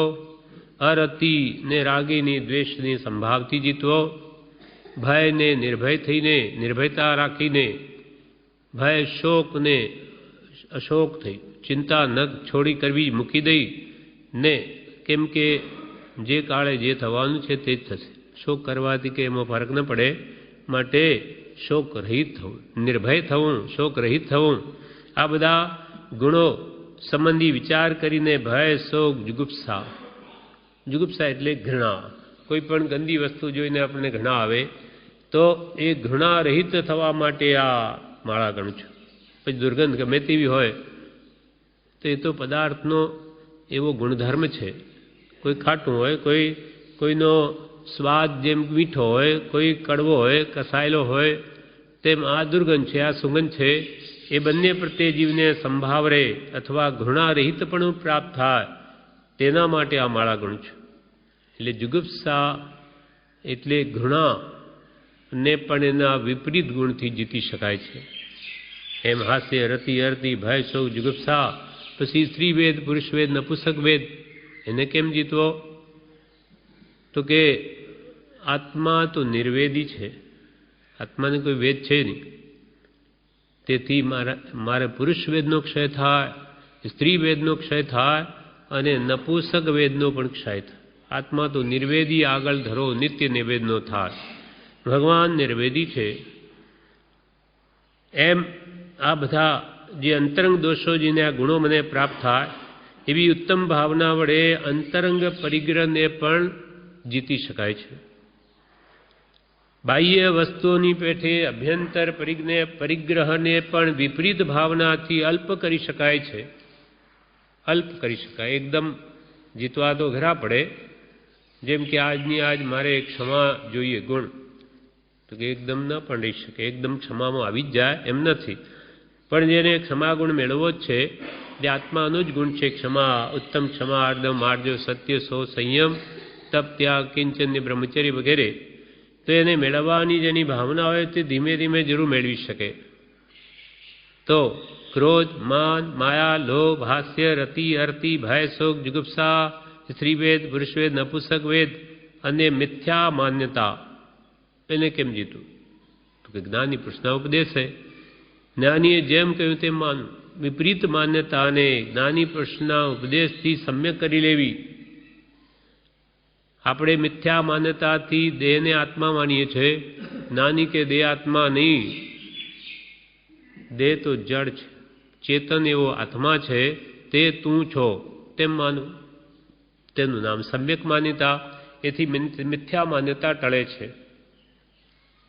અને મિથ્યા માન્યતા 14 અંતરંગ પરિગ્રહ છે. તેની પ્રતિપક્ષ ભાવના એટલે ક્રોધને ઉત્તમ ક્ષમાની ભાવનાથી જીતવો, માનને ઉત્તમ વિનય ભાવથી જીતવું, માયાને ઉત્તમ સરળ ભાવના અભ્યાસથી જીતવી, લોભને ઉત્તમ સંતોષ વૃત્તિથી જીતવો. આમ દરેક દોષ સંબંધી સમજવું. દરેક આ દોષોને એના પ્રતિપક્ષી જે ગુણો છે તે વડે એ દોષોને જીતી લેવા. એટલે અંતરંગ પરિગ્રહનો પણ નાશ થાય છે. એટલે બાહ્ય કે અભ્યંતર પરિગ્રહ નાશ થયો એટલે મોહની કર્મ નષ્ટ થયું. એટલે મોહની કર્મ ગયું એટલે બીજા કર્મો અવશ્ય જાય જ. નિયમા નાનાવણી દર્શનાવણી અંતરા એ પણ એક અંતર્મૂળની અંદર અંદર પણ નાશ પામે જો મોહ ગયો તો. એટલે કૃપાલને કહે કે મોહને હણો તો આપોઆપ હણાશે. તેથી બીજાને ન હણવા એમ નહીં, કેમ કે જ્ઞાનાવણીય દર્શનાવણીય અંતરાય અને મોહની આ 4 ઘાતિયા કર્મ છે. પણ આ સર્વમાં મુખ્ય તો આ મોહનીય છે. કર્મ તો અનંત પ્રકારના, તેમાં મુખ્ય 8 અને તેમાંય મુખ્ય મોહનીય. માટે હણાય તે કુંપાર. કર્મ મોહની ભેદ 2. મોહની કર્મના 2 ભેદ, દર્શન મોહ અને ચારિત્ર મોહ. હણે બોધ વિતરાગતા અચૂક ઉપાય. દર્શન મોહ એટલે મિથ્યાત્વને હણવું હોય તો સત્પુરુષનો બોધ. હણે બોધ, સત્પુરુષનો બોધ, સત્પુરુષે આપેલી સમજણ એ આપણી મિથ્યા માન્યતાને ટાળી દે. અને વિતરાગતા તે ચારિત્ર મોહને હણી લે. અચૂક ઉપાય. કૃપાલ કે અચૂક ઉપાય છે, રામબાણ ઉપાય છે. તમારે આ મોહને હણવો હોય તો સત્પુરુષનો બોધ ખૂબ વાંચો, વિચારો, સાંભળો, એ ભાવોને કે દ્રઢ કરો, જેમ છે તેમ માનો, તો તમારી મિથ્યા માનતા, મિથ્યાત્વ જે સર્વ પાપનો બાપ છે એ નષ્ટ થઈ જશે. અને જેમ મિથ્યાત્વ મંદ થવા લાગ્યું કે તમારો ચારિત્રમાં પણ ખસવા માંડશે. અને અંતે બધું જઈ અને તમે અનંત સુખ સ્વરૂપ જે પોતાનું સ્વરૂપ છે અનંત સુખનું ધામ એવો આત્મા અનુભવમાં આવશે. એટલે આ બધો પરિગ્રહ પ્રત્યે જ્યાં સુધી જીવને આસક્તિ હશે ત્યાં સુધી એને આત્માનો આનંદ, આત્માનો સ્વાદ ન આવે. એની વૃત્તિ ચંચલ રહ્યા કરે છે. હવે આગળ કે છે, બાહ્ય પરિગ્રહ સંકોચવાની ઈચ્છા રાખનારે, પેલી અંતરંગ પરિગ્રહની વાત કરી, ક્રોધ માના. હવે બાહ્ય પરિગ્રહ કયો કયો? ઘર, ખેતર, ધન, ધાન્ય, સોનું, રૂપું, મનુષ્ય, પક્ષી આદિ 2 પગવાળા કે ઢોર આદિ 4 પગવાળા પ્રાણી, પલંગ, ખુરશી આદિ સુવા બેસવાના સાધન, વસ્ત્ર, વાસણ.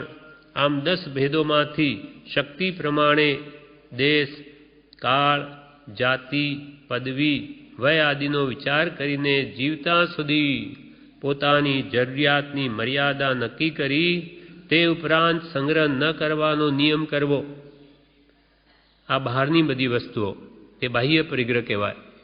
ઘર, ખેતર, ધન કે ભાઈ આટલું ધન રાખીશ કે એટલું સોનું કે એક ઘર અને સોનું, રૂપું, દાગીના વગેરે, પશુ હોય તો એ કેટલા બધા એનું બધું માપ કરી લે. પલંગ, ખુરશી એથી વિશેષ મારે એનું કોઈ પ્રયોજન નથી. આટલા જ વસ્ત્ર, વાસણ. આમ 10 ભેદોમાંથી શક્તિ પ્રમાણે દેશ કાળ જોઈને. આપણે આર્ય દેશમાં છીએ, ભારત દેશમાં, તો અહીંયાની વ્યવસ્થા કેવી રીતે છે, કેટલું જોઈએ, સમય કેવો ચાલે છે, કાળ જોઈને આપણે કઈ જાતિમાં છીએ, વણિક છીએ તો આપણા મોભાને કેમ છાજે તે પ્રમાણે વસ્તુ રાખવી. પોતાની પદવી કેવી છે, પોતે કંઈ મંત્રી છે કે રાજા છે કે શેઠ છે કે સામાન્ય વ્યક્તિ છે, તેના પ્રમાણમાં એ પરિમાણ નક્કી કરે, માપ. જેમ કે શેઠનું ઘર હોય ને એને બેસવા માટે ત્યાં કંઈ ન હોય, ખુરશી તો એ શોભે નહીં, એના મોભા પ્રમાણે દરેકને એમ પોતાની જે વ્યય ઉંમર પણ કેટલી છે, નાનો છે કે ઘરડો છે, એ પ્રમાણે પરિગ્રહની મર્યાદા કરે. આમ 10 બાહ્ય પરિગ્રહના ભેદોમાંથી શક્તિ પ્રમાણે દેશ, કાળ, જાતિ, પદવી, વય આદિનો વિચાર કરીને જીવતા સુધી પોતાની જરૂરિયાતની મર્યાદા નક્કી કરી તે ઉપરાંત સંગ્રહ ન કરવાનો નિયમ કરવો, કે એથી વિશેષનું જીવન પર્યંત ન મેળવવું. એટલે એટલાથી અને બીજું બધું આરંભ સમારંભ એના માટે બંધ થઈ ગયા. જેમ કે આપણે માંસ ખાતા નથી, પણ માંસનો જ્યાં સુધી ત્યાગ ન કરે, નિયમ ન કરે, ત્યાં સુધી તો આખા વિશ્વમાં લાખો કારખાનાઓ જે છે ત્યાં જીવોની હિંસા થાય, એનો પણ અમુક ભાગ એને લાગે, દોષ લાગે જ, અધિકરણ ક્રિયા લાગે જ. પણ જ્યારે 7 વ્યસનનો દેહને ત્યાગ કરી દીધો, એટલે જાણે વજ્રની ભીત પડી, પેલી બાજુનું પાણી, પેલી બાજુ આ બાજુ ને આ બાજુ, વ્રતરૂપી વાડ કીધા પછી એ સંબંધીનો બંધ અટકી જાય છે. એટલે કે હું મરી જાઉં તો હવે માંસ ન ખાઉં, એટલે એને હવે કોઈ લેવા દેવા નથી. એની ઈચ્છાઓનો દ્વાર ખુલ્લા હોય, વ્રત ન કર્યું હોય તો એ માંસ કે દારૂ વગેરે ન ખાતો હોય, ન પીતો હોય, તો એનો દોષ એને લાગે. એટલે મહાપુરુષો કે જ્યારે તમારે જે વસ્તુની જરૂરત જ નથી અને મર્યાદા કરી દો, તો દુનિયામાં ગમે તો આપણે શું, એનો ત્યાગ કરી દેવો જોઈએ ભાવથી. અને બધું અંદર લખી રાખવું કે આથી વિશેષ હું નહીં ભોગવું, એથી મારે જોઈએ નહીં. એમ જીવતા સુધી પોતાની જરૂરિયાતની મર્યાદા નક્કી કરી તે ઉપરાંત સંગ્રહ ન કરવાનો નિયમ કરવો. પરિગ્રહ પરિમાણ વ્રત રાખનારે પરિગ્રહના માપરૂપ જે વ્રત જીવ લે, પરિગ્રહ પરિમાણ વ્રત રાખનારે અયોગ્ય એટલે પરપુરુષ સેવન કે પર સ્ત્રી સેવન આદિનો તો ત્યાગ જ ઘટે છે. જે પરિગ્રહ પરિમાણ કરે તેને તો સ્ત્રી હોય તો પરપુરુષ સેવન અને પુરુષ હોય તો પર સ્ત્રી સેવનનો ત્યાગ તો હોય જ, એ તો એને યોગ ઘટે જ. તથા ધંધાને અંગે થતા જંગમ પ્રાણીના વધ ઉપરાંત બીજા જંગમ પ્રાણીની હિંસાનો ત્યાગ કર્તવ્ય છે. અને સ્થાવર જીવોનો નિરર્થક વધ પણ ત્યાગવો જ ઘટે છે. જેને પરિગ્રહ પ્રમાણ કર્યું તે એક પત્ની વ્રત સંતોષી થાય, અને ધંધા અંગે પણ જે હિંસા ચાલતા જીવોની કંઈ અંદર થતી હોય, જેમ કે બહુ સામાન હોય તો ત્યાં કોઈ હાલતા ચાલતા જીવો મરી જાય, અથવા કોઈ પાણીનો કે અગ્નિનો વપરાશ હોય ધંધામાં, તો એ હિંસા ધંધા નિમિત્તે થતી હોય તેનો ખેદ રહે. પણ એ સિવાય બીજા કોઈ જંગમ એટલે હાલતા ચાલતા પ્રાણી કે સ્થાવર જીવોનો નિરર્થક દે વધ કરે નહીં. મુનિ તો સર્વથા ત્યાગી હોય, આ ગ્રસ્તને માટે કહ્યું. તથા ધંધાને અંગે થતા જંગમ એટલે હાલતા ચાલતા પ્રાણીના વધ ઉપરાંત બીજા જંગમ પ્રાણીની હિંસાનો ત્યાગ કર્તવ્ય છે. અને સ્થાવર એટલે પૃથ્વી, પાણી, અગ્નિ, વાયુ, વનસ્પતિ, એકંદ્રિય જીવો, એ બધા સ્થાવર કહેવાય, જે હાલી ચાલી ન શકે. અને સ્થાવર જીવોનો નિરર્થક વધ પણ ત્યાગવો ઘટે છે. મોહના ઉદયને લીધે જેનો તદ્દન ત્યાગ નથી થઈ શકતો તેનો સંકોચ કરવો યોગ્ય છે. જીવને હજુ મોહનો ઉદય છે, સર્વ થાય ત્યાગી શકતો નથી, તો તેને તદ્દન ત્યાગ આ બધાનો નહીં થઈ શકે ધનાદિ પરિગ્રહનો, તો પછી એનું પરિમાણ કરવું, તો એનો સંકોચ કરવો યોગ્ય છે. કારણ કે પરિગ્રહ સંજ્ઞા જીવને અનાદિકાળની છે, તેનો એકદમ ત્યાગ કરવો અશક્ય જણાય. તો ક્રમે ક્રમે અમુક કાળ સુધીનો ત્યાગ કરવાનો અભ્યાસ પણ રાખવો. નહીં તો ઉતાવળે કરી આખી જિંદગી સુધીનો ત્યાગ ગ્રહણ કરે, પણ વાસના ગઈ ન હોય તો વ્રત ભંગ થવાનો સંભવ છે. પરિગ્રહ સંજ્ઞા, સંજ્ઞા એટલે સંસ્કાર, આહાર, ભય, મેથુન અને પરિગ્રહ, એ ચાર સંજ્ઞાઓ દરેક જીવમાં હોય જ. ભલે નાના મલાનો જંતુ હોય કે મોટા મોટા હાથી હોય, બધા જીવોમાં આ ચાર સંજ્ઞાઓ તો હોય જ. એકંદરીમાં હવે કીડી જેવી આપણે જાણીએ શું સમજે, પણ નહીં ભય, તરત જ આપણે આ આંગળી રાખીએ કે એને લાગે આ ભય છે એટલે બીજે રસ્તો શોધશે. પરિગ્રહ પણ એને ઘણો બધાને, તેમ એને પણ હોય. કંઈ સાકર પડી હોય તો એનું પેટ કેટલું, એને સાકરનો પા દાણો પેટ ભરાઈ જાય, પણ નહીં બધું લઈ લઉં હું, એટલે પછી બીજાને કે લેવો હવે આ જાણે મળી ગયું. મન નથી છતાં પણ એ સંજ્ઞા છે, સંસ્કાર. વિચાર નથી કરી શકતું, પણ એ સંસ્કારને લઈને ક્યાં પડ્યો બધું પોતાના દર તરફ લઈ જવા મતશે. એક નહીં તો બે ચાર ભેગી થઈને લઈ જવા મતશે. આ બધું પરિગ્રહ સંજ્ઞા છે, ભય સંજ્ઞા છે, મેથુન સંજ્ઞા પણ છે, અને આ આહાર સંજ્ઞા છે. એ ચારેય બધે જીવોમાં હોય જ. એમ અહીંયા કે છે આપણામાં પણ આવી પરિગ્રહ સંજ્ઞા અનાદિકાળની છે. એટલે આજનો આજ હું બધું છોડી દઉં એ બનવું મુશ્કેલ છે. પૂરુનો આરાધક હોય તો બની શકે, બાકી એટલું સહેલું નથી. એકદમ પરિગ્રહનો ત્યાગ કરવો અશક્ય જણા, કેમ કે પરિગ્રહ સંજ્ઞા અનાદિકાળની છે. તો પછી ક્રમે ક્રમે અમુક કાળ સુધીનો ત્યાગ કરવાનો અભ્યાસ રાખવો, કે ભાઈ આટલા 1 વર્ષ સુધી આવું નહીં કરું, 2 વર્ષ સુધી નહીં રાખું. આમ અભ્યાસ કરીને જુએ કે આ મારાથી બધું ત્યાગ થઈ શકે છે અને એવી રીતે સારી રીતે નિયમ પાળી શકાય છે. તો પછી થોડે થોડે કરીને આગળ વધવું. જેમ કે કેળું આપણે ખાઈએ, એને છોલીને હાથમાં આખું જ કેળું રાખ્યું હોય, ફોતરું ખેડી નાખ્યું હોય, પણ આખું તો ગળે ઉતરે નહીં. ખાવું છે આખું, પણ એક એક ટુકડો આપણે મોઢામાં કાપીને લઈએ ને પછી એને એ પેટમાં ઉતરે પછી બીજો ટુકડો લઈએ.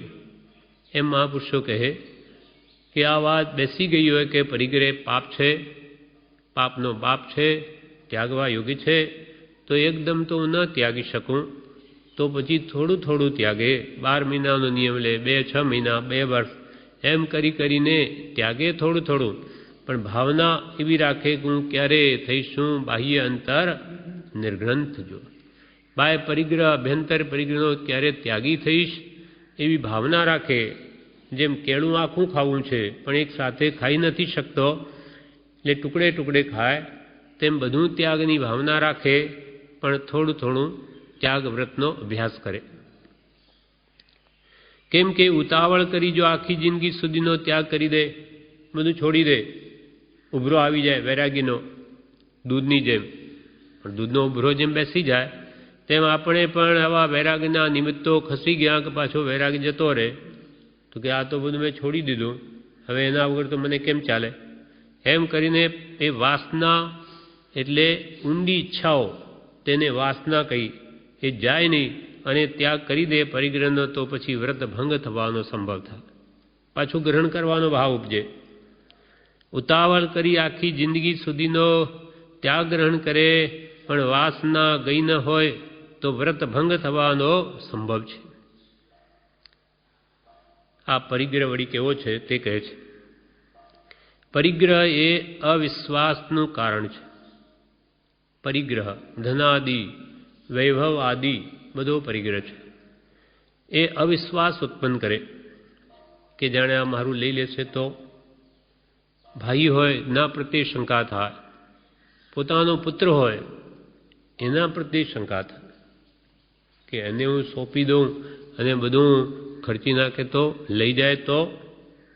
એટલે શંકરાચાર્યે કહ્યું છે કે આ પૈસો કેવો છે, એને તો તું સદા અનર્થનું જ મૂળ જાણ.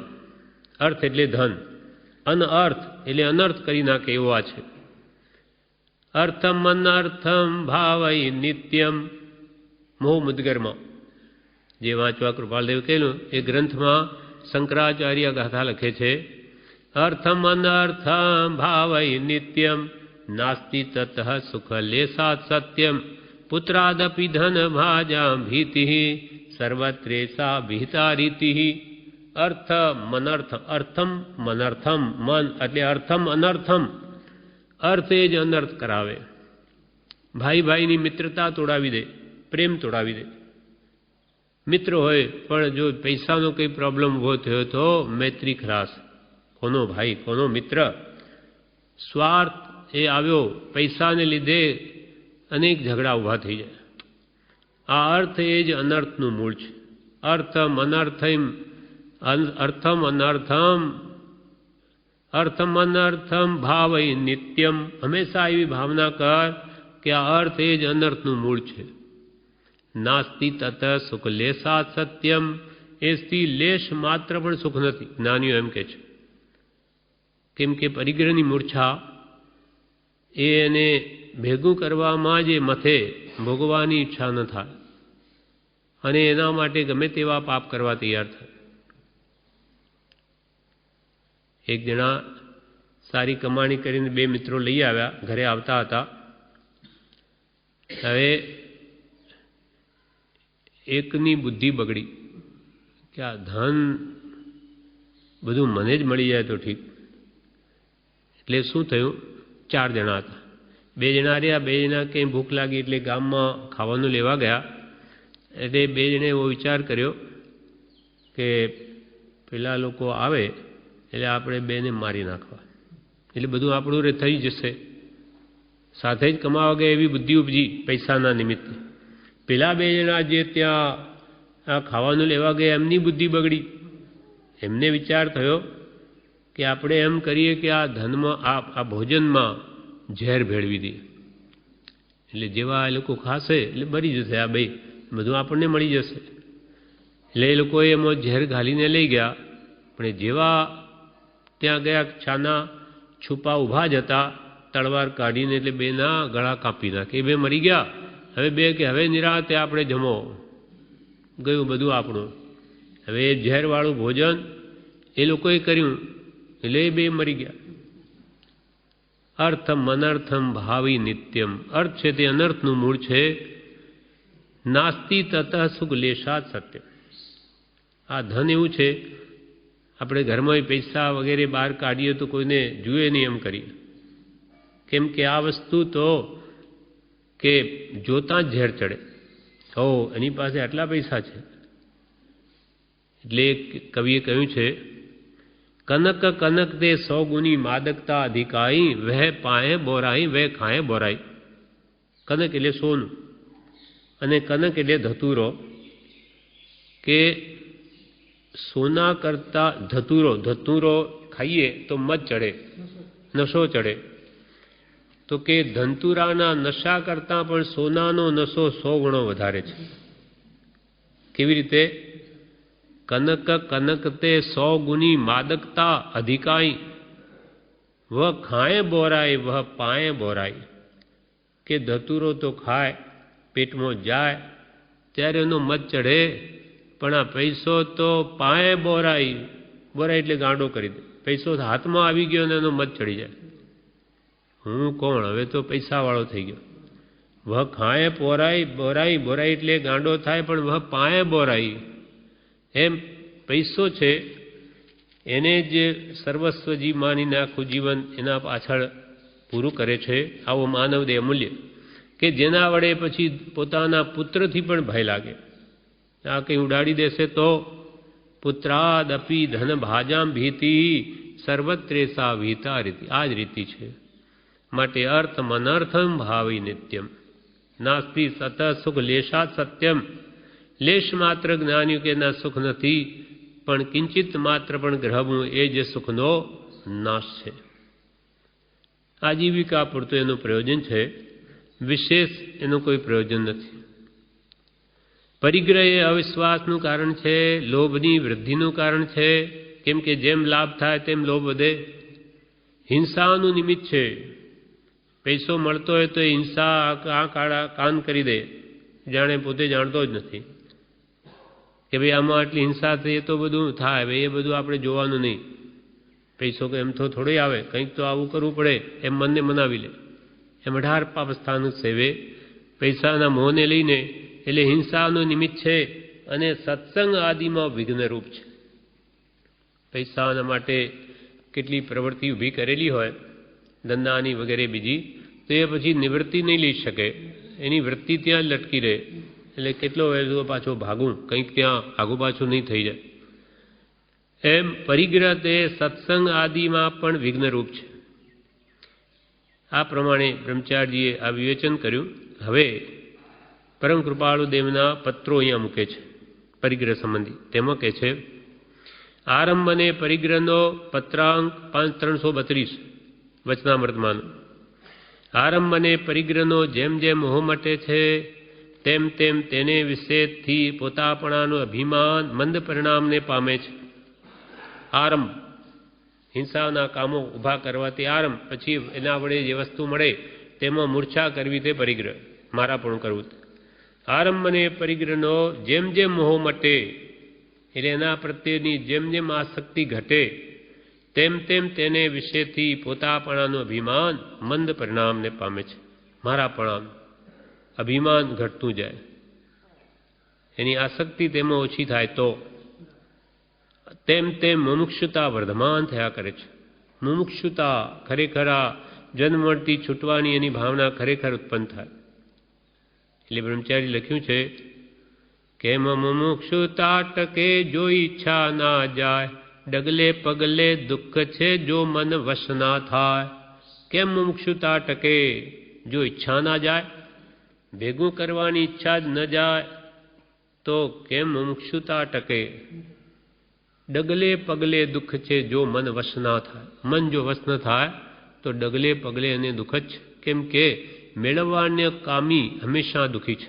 તૃષ્ણાવાળો નર નિત્ય ભિખારી, સંતોષી નર સદા સુખી.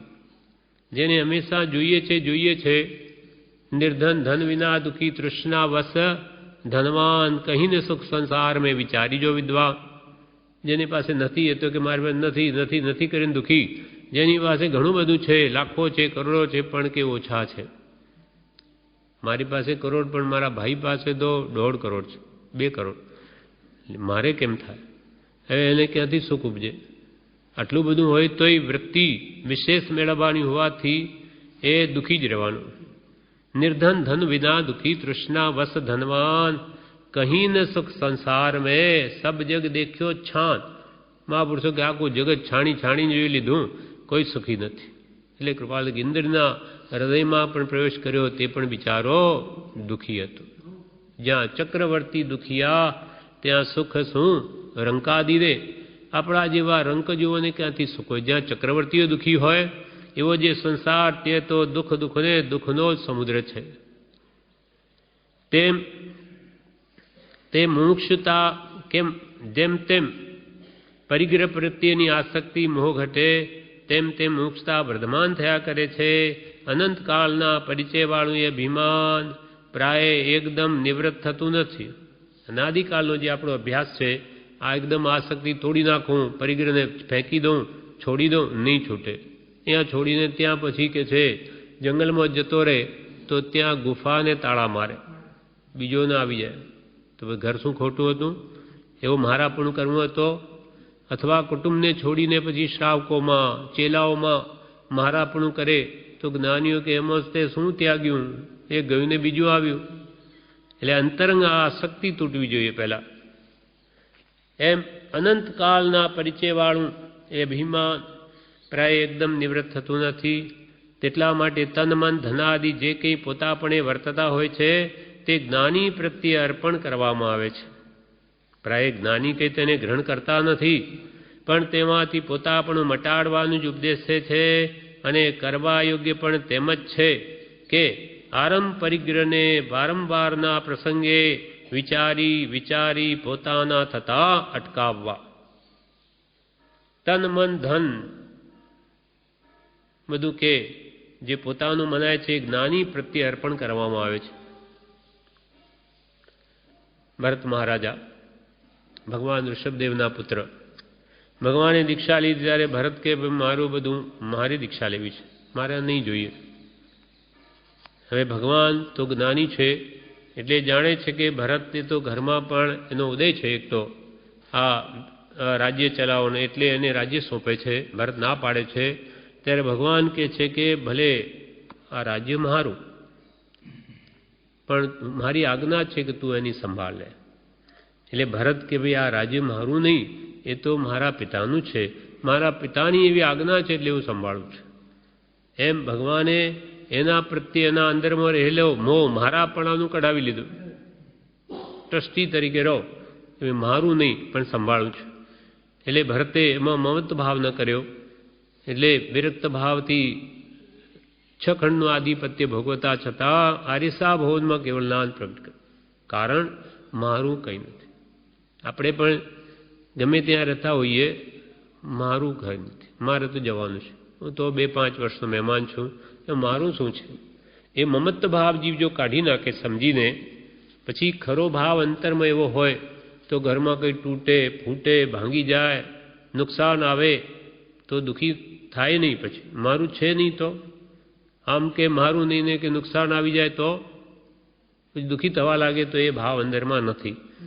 એટલે અંદરથી ખરેખર ત્યાગી દે તો જે થવાનું તે થાય. પોતે તો પોતાની આરાધનામાં રહે તો એ જ્યાં રહ્યો હોય ત્યાં પણ એ આત્માનું કલ્યાણ કરે છે. એમ મારાપણું ભરતે કાઢી નાખ્યું અને જે કંઈ છે તે જ્ઞાનીને અર્પણ કરવામાં આવે એટલે કે મારું કાંઈ નથી. બીજું દૃષ્ટાંત જનક વિદયનું છે. મારું કાંઈ નથી, બધું અર્પણ કર્યું જનક વિદયે.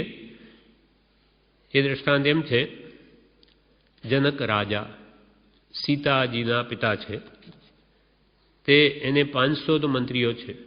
એક દિવસે રાત્રે એવું સ્વપ્ન આવ્યું કે હું ભિખારી થઈ ગયો અને ભીખ માંગુ છું. રાજાએ સવારમાં ઉઠીને જોયું કે અરે હું ભિખારી છું કે રાજા છું, એમાં સાચું શું? 500 મંત્રીઓને પૂછ્યું કે હું આ સાચું કે તે સાચું? બીજું કંઈ નહીં કે આ સાચું કે તે સાચું. બીજા જાણે આ શું કે ખબર નહીં. આનો તમારે 6 મહિનામાં જવાબ આપો, નહીં તો શિક્ષા કરવામાં આવશે. હવે શું સમજવું? કંઈ સમજાય નહીં. 6 મહિના પૂરા થવા આવ્યા એટલે એક ત્યાં વિચાર કરે છે પંડિત. એટલે એનો પુત્ર કે આજે આપ ઉદાસ ક્यों છો પિતાજી? તો કે આજે આ બધી પૂરી થાય છે એટલે આજે કંઈ રાજા શિક્ષા કરશે. તો કે શું છે? રાજા કે આ સાચું તે સાચું.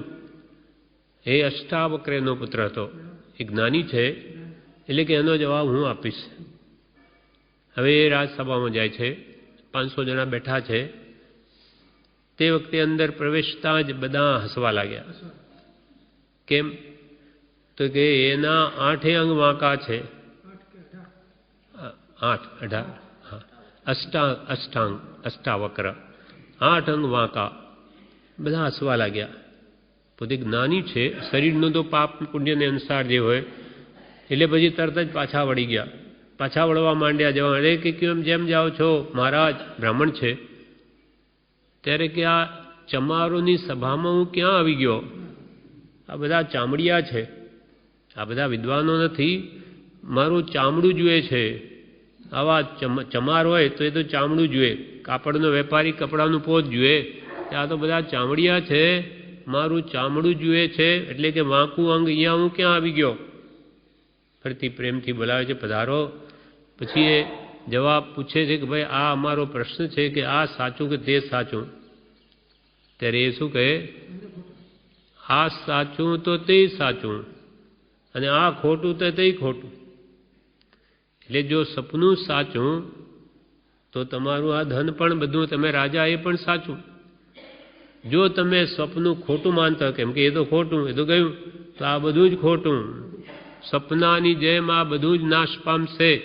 તમે કંઈ કાયમ રાજા રહેવાના નહીં. આ સપના જેવું જ. એટલે એકદમ વાત સમજાઈ જાય છે. ઓહો, બધું જવાનું, આ બધું નાશવંત સપના જેવું. વૈરાગ્ય ઉત્પન્ન થાય છે અને ગુરુને અર્પણ થાય છે. હું આપનો શિષ્ય, આપ મને જ્ઞાન આપો. આ બધું આપને અર્પણ, તન મન ધન બધું. અને ઘોડા ઉપર બેસીને જવા લાગ્યા. આપને અર્પણ કર્યું. ત્યારે શ્રી ગુરુ કહે કે ક્યાં જાય છે? આ ઘોડો કોનો? તે તો મને અર્પણ કર્યું. આ શરીર કોનું? તન મન ધન બધું અર્પણ કર્યું. મન કોનું? કોના આધારે તું વિચાર કરે? એકદમ થંભી ગયા. પાંગડે પગ, ઘોડા ઉપર ચડવા માટે પગ મૂક્યો છે ને પાંગડે પગને બ્રહ્મ ઉપદેશ. હજુ પગ મૂકેલો છે ને ગુરુએ આવી રીતે કોનું આ બધું? વિચારમાં પડી ગયા. ત્યાં ઉપદેશ આપે છે, જ્ઞાન થઈ જાય છે. દેહથી ભિન્ન આત્માનું જ્ઞાન થાય, મારું નહીં.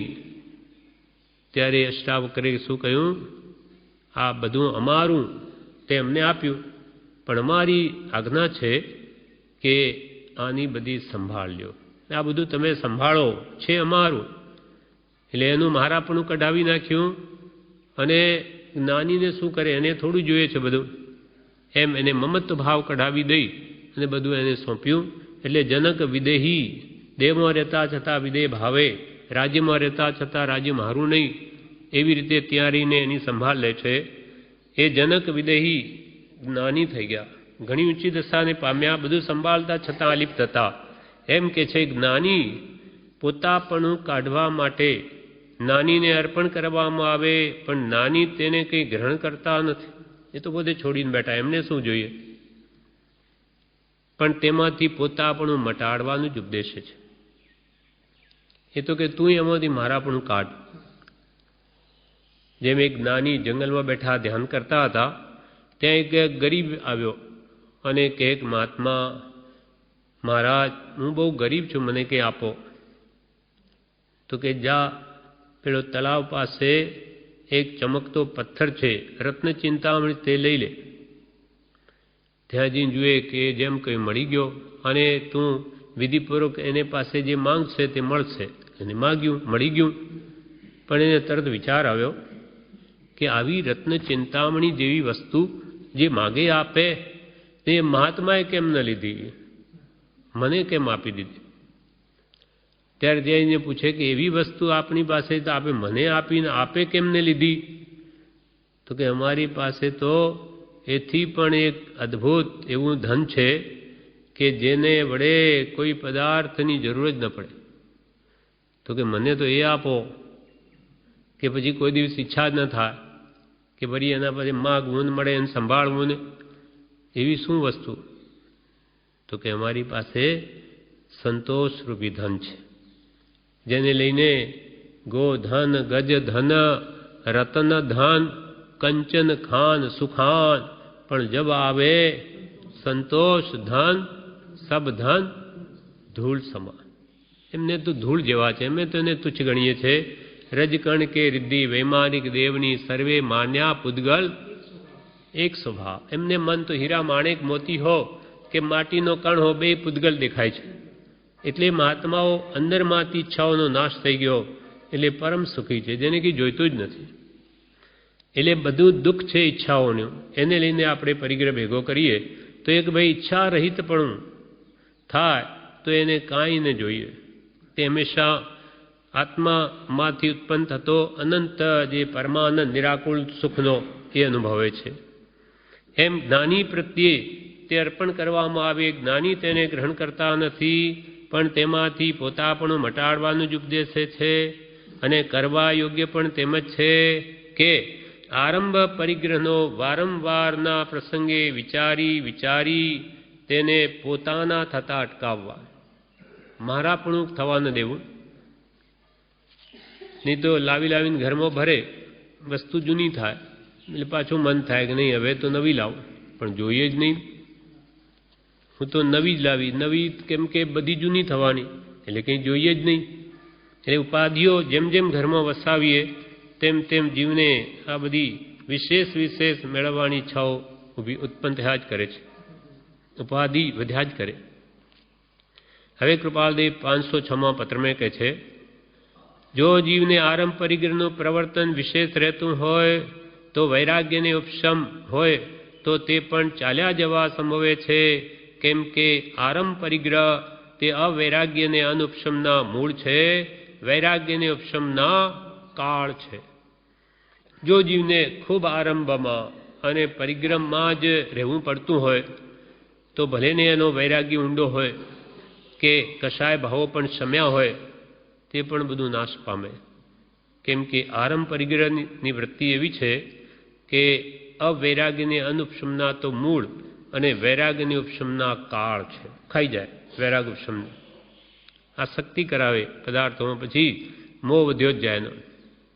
એટલે કહ્યું છે ઊંડી જડ બ્રહ્મચારી કહે ઊંડી જડ વૈરાગ્યની પરિગ્રહે છે દાય, સમજુ જન મન પણ હા લક્ષ્મી માં લટકાય. ઊંડી જળ વૈરાગીની હોય પણ પરિગ્રહના પડેલામાં પડેલો પુરુષ કોઈક જ છૂટી શકે છે. વૃત્તિ એમાં લટકી રહે છે. આસક્તિ એવી છે, છૂટવી મુશ્કેલ છે. કરોડો થઈ ગયા પણ નહીં, છોડીને શું કરું, ભલે પણ કરશે શું, આ મારાપણું કરી વિશેષમાં સંભાળવું પડશે, એ નહીં આવે. ખાન મીઠાશ એમાં મેળવવામાં લાગે. ઊંડી જળ વૈરાગ્યની પરિગ્રહે છેદાય. સમજુ જન મન પણ હા લક્ષ્મીમાં લટકાય. સમજવું હોય, જાણતો હોય કે આ બધું શું કરી, તોય કે ના ભલે આવવા દો. માટે નિષ્કારણ માટે જ્ઞાનીઓ શું કહે, તજ તજ બંને પરિગ્રહો આરંભ જટની વાર. પરિહર પરિહર મોહતું કર કર આત્મવિચાર. નિષ્કારણ કરુણા કરી સંત કરે પોકાર. અગ્નિ આરંભ પરિગ્રહ બળી મરશો નિર્ધાર.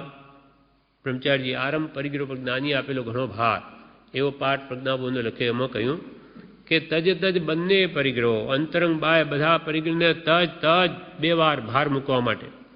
તજ તજ બંને પરિગ્રહ આરંભ ઝટ નિવાર. આ આરંભ હિંસાના કારણો ઝટ છોડ. પરિહર પરિહર મોહ તું, આના પ્રત્યેનો રહેલો મોહ, પરિગ્રહ પ્રત્યેની આસક્તિને પરિહર પરિહર દૂર કર દૂર કર. પરિહર પરિહર મોહ તું કર કર આત્મવિચાર. આ બધું મૂકી દઈ હવે આત્માનો વિચાર કરવું, ક્યાંથી આવ્યો ક્યાં જઈશ. અને નિષ્કારણ કરુણા કરી સંત કરે પોકાર. પોકાર કરીને કે છે કારણ વગર જ્ઞાનીઓ. નિષ્કારણ કરુણા કરી સંત કરે પોકાર. અગ્નિ આરંભ પરિગ્રહ બળી મરશો નિર્ધાર. આ આરંભ અને પરિગ્રહ અગ્નિ સમાન જાણજો, તમે એનો બળી મરશો. એમાં જો નહીં છોડ્યો તો એ તમને બાળી નાખશે. અગ્નિ આરંભ પરિગ્રહ બળી મરશો નિર્ધાર, એટલે નક્કી તમે એમાં બળી મરશો જો એનો ત્યાગ ન કર્યો. પછી એમાં એ જ 506માં કૃપાલદેવ ઠાણાંગ સૂત્રની શાખ આપે છે કે જીવને મતિ જ્ઞાનાવરણી ક્યાં સુધી હોય, જ્યાં સુધી આરંભ પરિગ્રહ હોય ત્યાં સુધી. શ્રુત જ્ઞાનાવરણી ક્યાં સુધી હોય, જ્યાં સુધી આરંભ પરિગ્રહ હોય ત્યાં સુધી. અવધિ જ્ઞાનાવરણી ક્યાં સુધી હોય, જ્યાં સુધી આરંભ અને પરિગ્રહ હોય ત્યાં સુધી. શ્રુત જ્ઞાનાવરણી મન પ્રયોગ જ્ઞાનાવરણી ક્યાં સુધી હોય, જ્યાં સુધી આરંભ અને પરિગ્રહ હોય ત્યાં સુધી. જીવને કેવળ જ્ઞાનાવરણી ક્યાં સુધી હોય, જ્યાં સુધી આરંભ અને પરિગ્રહ હોય ત્યાં સુધી. આ બધા આવરણો સાને લઈને, આરંભ પરિગ્રહને લઈને. અને મતિ જ્ઞાન ક્યારે ઉપજે, આરંભ પરિગ્રહથી નિવર્તીએ. શ્રુત જ્ઞાન ક્યારે ઉપજે, આરંભ પરિગ્રહથી નિવર્તીએ. આમ બધા જ આ પ્રમાણે 17 પ્રકારે આ વસ્તુને સમજાવી અને કહ્યું આ બધા આવરણો હોય ત્યાં સુધી આરંભ પરિગ્રહ હોય, માટે એનો ત્યાગમાં જીવનું કલ્યાણ છે. બધા આવરણો ઘટાડવા હોય મટાડવા હોય તો આરંભ પરિગ્રહથી રહિત થવું. વળી હવે 706માં પત્રમાં કૃપાલદેવ જણાવે છે ભોગમાં આ આરંભ પરિગ્રહ ભેગો કરવાની વૃત્તિ શા માટે હોય છે, તેના 2 કારણ કહે છે. એક તો ભોગોમાં આસક્તિ, 5 ઇન્દ્રિયના વિષયો ભોગવાની કામના, માટે પૈસા જોઈએ. બીજું લોકોમાં વિશેષતા દેખાડવાની બુદ્ધિ, લોકો મને મોટો કહે એટલે પૈસા હોય તો ખર્ચું બતાવું. આ 2 કારણને લઈને તૃષ્ણા સદા નવજવાન રહે છે. એટલે ભોગમાં અનાસક્તિ થાય તથા લૌકિક વિશેષતા દેખાડવાની બુદ્ધિ ઓછી કરવામાં આવે તો તૃષ્ણા નિર્બળ થતી જાય છે. ભોગોમાં આસક્તિ ઘટે, લોકોમાં સારા દેખાડવાની બુદ્ધિ ન હોય તો કે છે કે એની તૃષ્ણા નિર્બળ થતી જાય, ઘટતી જાય. લૌકિક માન આદિનું તુચ્છપણું સમજવામાં આવે તો તેની વિશેષતા ન લાગે કે આ સંસારી લોકો વિષય કસાયમાં પડેલા એ મને શું મોટો કહે અને હું મારી જાતને શું મોટાઈ માનું. કોઈ જ્ઞાની ગુણો જોઈને કદાચ મોટો કહે તો એમાં લાભ છે, બાકી આ સંસારી જીવો મને શું મોટો કરે. એવું લૌકિક માન આદિનું તુચ્છપણું સમજવામાં આવે તો તેની વિશેષતા ન લાગે અને તેથી તેની ઈચ્છા છે જે મોડી પડી જાય એમ યથાર્થ ભાસે છે. માંડ માંડ આજીવિકા ચાલતી હોય તો પણ મુમુક્ષુને તો તે ઘણું છે, કેમ કે વિશેષનો કંઈ અવશ્ય ઉપયોગ કારણ નથી. મુમુક્ષુને જ્યાં 7 વ્યસનના કોઈ ભોગ નથી, 5 ઇન્દ્રિયના વિષયોની પણ આસક્તિ જેને ઘટી ગઈ છે, કશાયો ઘટાડવા છે, તો એને પૈસા મેળવીને કરવું છે શું?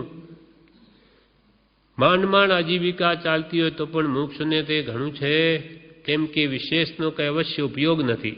એમ જ્યાં સુધી નિશ્ચયમાં ન આણવામાં આવે ત્યાં સુધી તૃષ્ણા નાના પ્રકારે આવરણ કર્યા કરે કે મારે 5 ઇન્દ્રિયના વિષયો ભોગવવા નથી.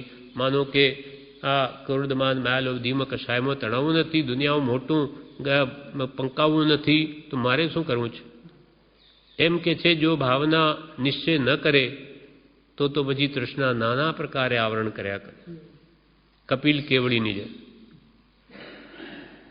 કૃપાલદયા દ્રષ્ટાંત આપ્યું છે મોક્ષમાળામાં કે કપિલને અડધો માસો સોનુની ઈચ્છા થઈ. અમુક કારણ થયા તો કે પેલો રાજા આપે છે સવારમાં જે એને નમસ્કાર કરે પહેલો એને અડધું માસ સોનું આપે. પછી એને રાત પડી જાય, ત્યાં પહોંચી ન શકે. એટલે એક દિવસે તો સૂર્ય ઉદય થયો જેવો ઉઠ્યો રાત્રે અને અરે કે સવાર થઈ ગઈ એમ દોડીને ત્યાં જાય છે. ચોર લોકોએ સૈનિક લોકોએ પકડી લીધો કે આ કંઈ ચોર જણાય છે, રાત્રે કેમ દોડે? રાજા આગળ ઊભો કર્યો તો એ કે હું તો અડધું માસ સોનું લેવા માટે સૂર્ય ઉદય થઈ ગયો એવું જાણીને દોડતો હતો, આ મને પકડી લીધો. એની ભદ્રિકતા ઉપર રાજાને વિચાર આવ્યો કે આ તો બહુ ભદ્રિક છે બિચારો, આ કંઈ ચોર નથી. એટલે તારે શું જોઈએ? તો મારે 2 માસા સોનું. તો એને વિચાર થયો કે જા તારે જે માગી લે, તો હું થોડો વિચાર કરી નાખું. બગીચામાં જઈને બેસે છે, ત્યાં આવે આ તૃષ્ણાના વિચારો કેવા થાય છે. 2 માસા સોનું રાજાએ મને છૂટ આપી એટલે હું એમ કરું 1 તોલો માગી તો ઠીક થશે. પછી કે 1 તોલા શું થાય? 15 દાડા મહિનો નીકળે પછી પાછા હતા તેવા ને તેવા. એના કરતો 100 તોલા માગી લો. 100 તોલાથી શું થાય? તો કે 1000 માંગી લો મોરો, તો પછી લગ્ન થાય, પાછું મકાન વગેરે આ ઓછા પડે. 1,00,000 મોરો માંગી લો પણ એ પછી છોકરા થાય, ખર્ચ આવે, એ બધું તોય ઓછા પડશે. એના કરતો એમ કરો એનું અડધું રાજ્ય જ માંગી લો, એટલે પછી એના જેવો જ થઈ જાઉં. એમ કરતાં કરતાં વિચાર આવ્યો કે અડધું શું આખું રાજ્ય જ માંગી લો. હવે જે આપવા તૈયાર થયો એનું બધું લેવા તૈયાર થઈ ગયો. તૃષ્ણા એને ક્યાં ઘસડી લીધો? પાછો વિચાર્યો કે અરે મેં આ શું કર્યું? જે મને આપવા ઈચ્છે એનું જ હું બધું લઈ લઉં? મારી કેવી ભાવોની કનિષ્ઠતા છે તૃષ્ણા. એમ કરતાં નીચે ઉતરે છે એક વિચાર, અરે આ શું માંડ્યું? હું ક્યાં વિદ્યા ભણવા નીકળ્યો, ક્યાં મોંમાં પડી ગયો? આ 2 માસા તોલામાં શું માંડ્યું? બધું ખોટું, નહીં જોઈએ કાંઈ. એમ કરી પાછો કરીને બધો નીકળી, દીક્ષા લઈ, સર્વસંગ પરિત્યાગ કરીને પોતાનું કલ્યાણ સાધ્યું. એમ તૃષ્ણા એવી છે આકાશ જેવી અનંત. જેમ જેમ મળે તેમ એને વિશેષ મેળવવાની ઈચ્છા થાય, પણ મારે કંઈ જોઈએ જ નહીં એવો ભાવ વારંવાર દ્રઢ કરે તો આ તૃષ્ણા એને નાના પ્રકારે મૂંઝવે નહીં. લૌકિક વિશેષતામાં કંઈ સારભૂતતા નથી એમ નિશ્ચય કરવામાં આવે તો માંડ આજીવિકા જેટલું મળતું હોય તો પણ તૃપ્તિ રહે.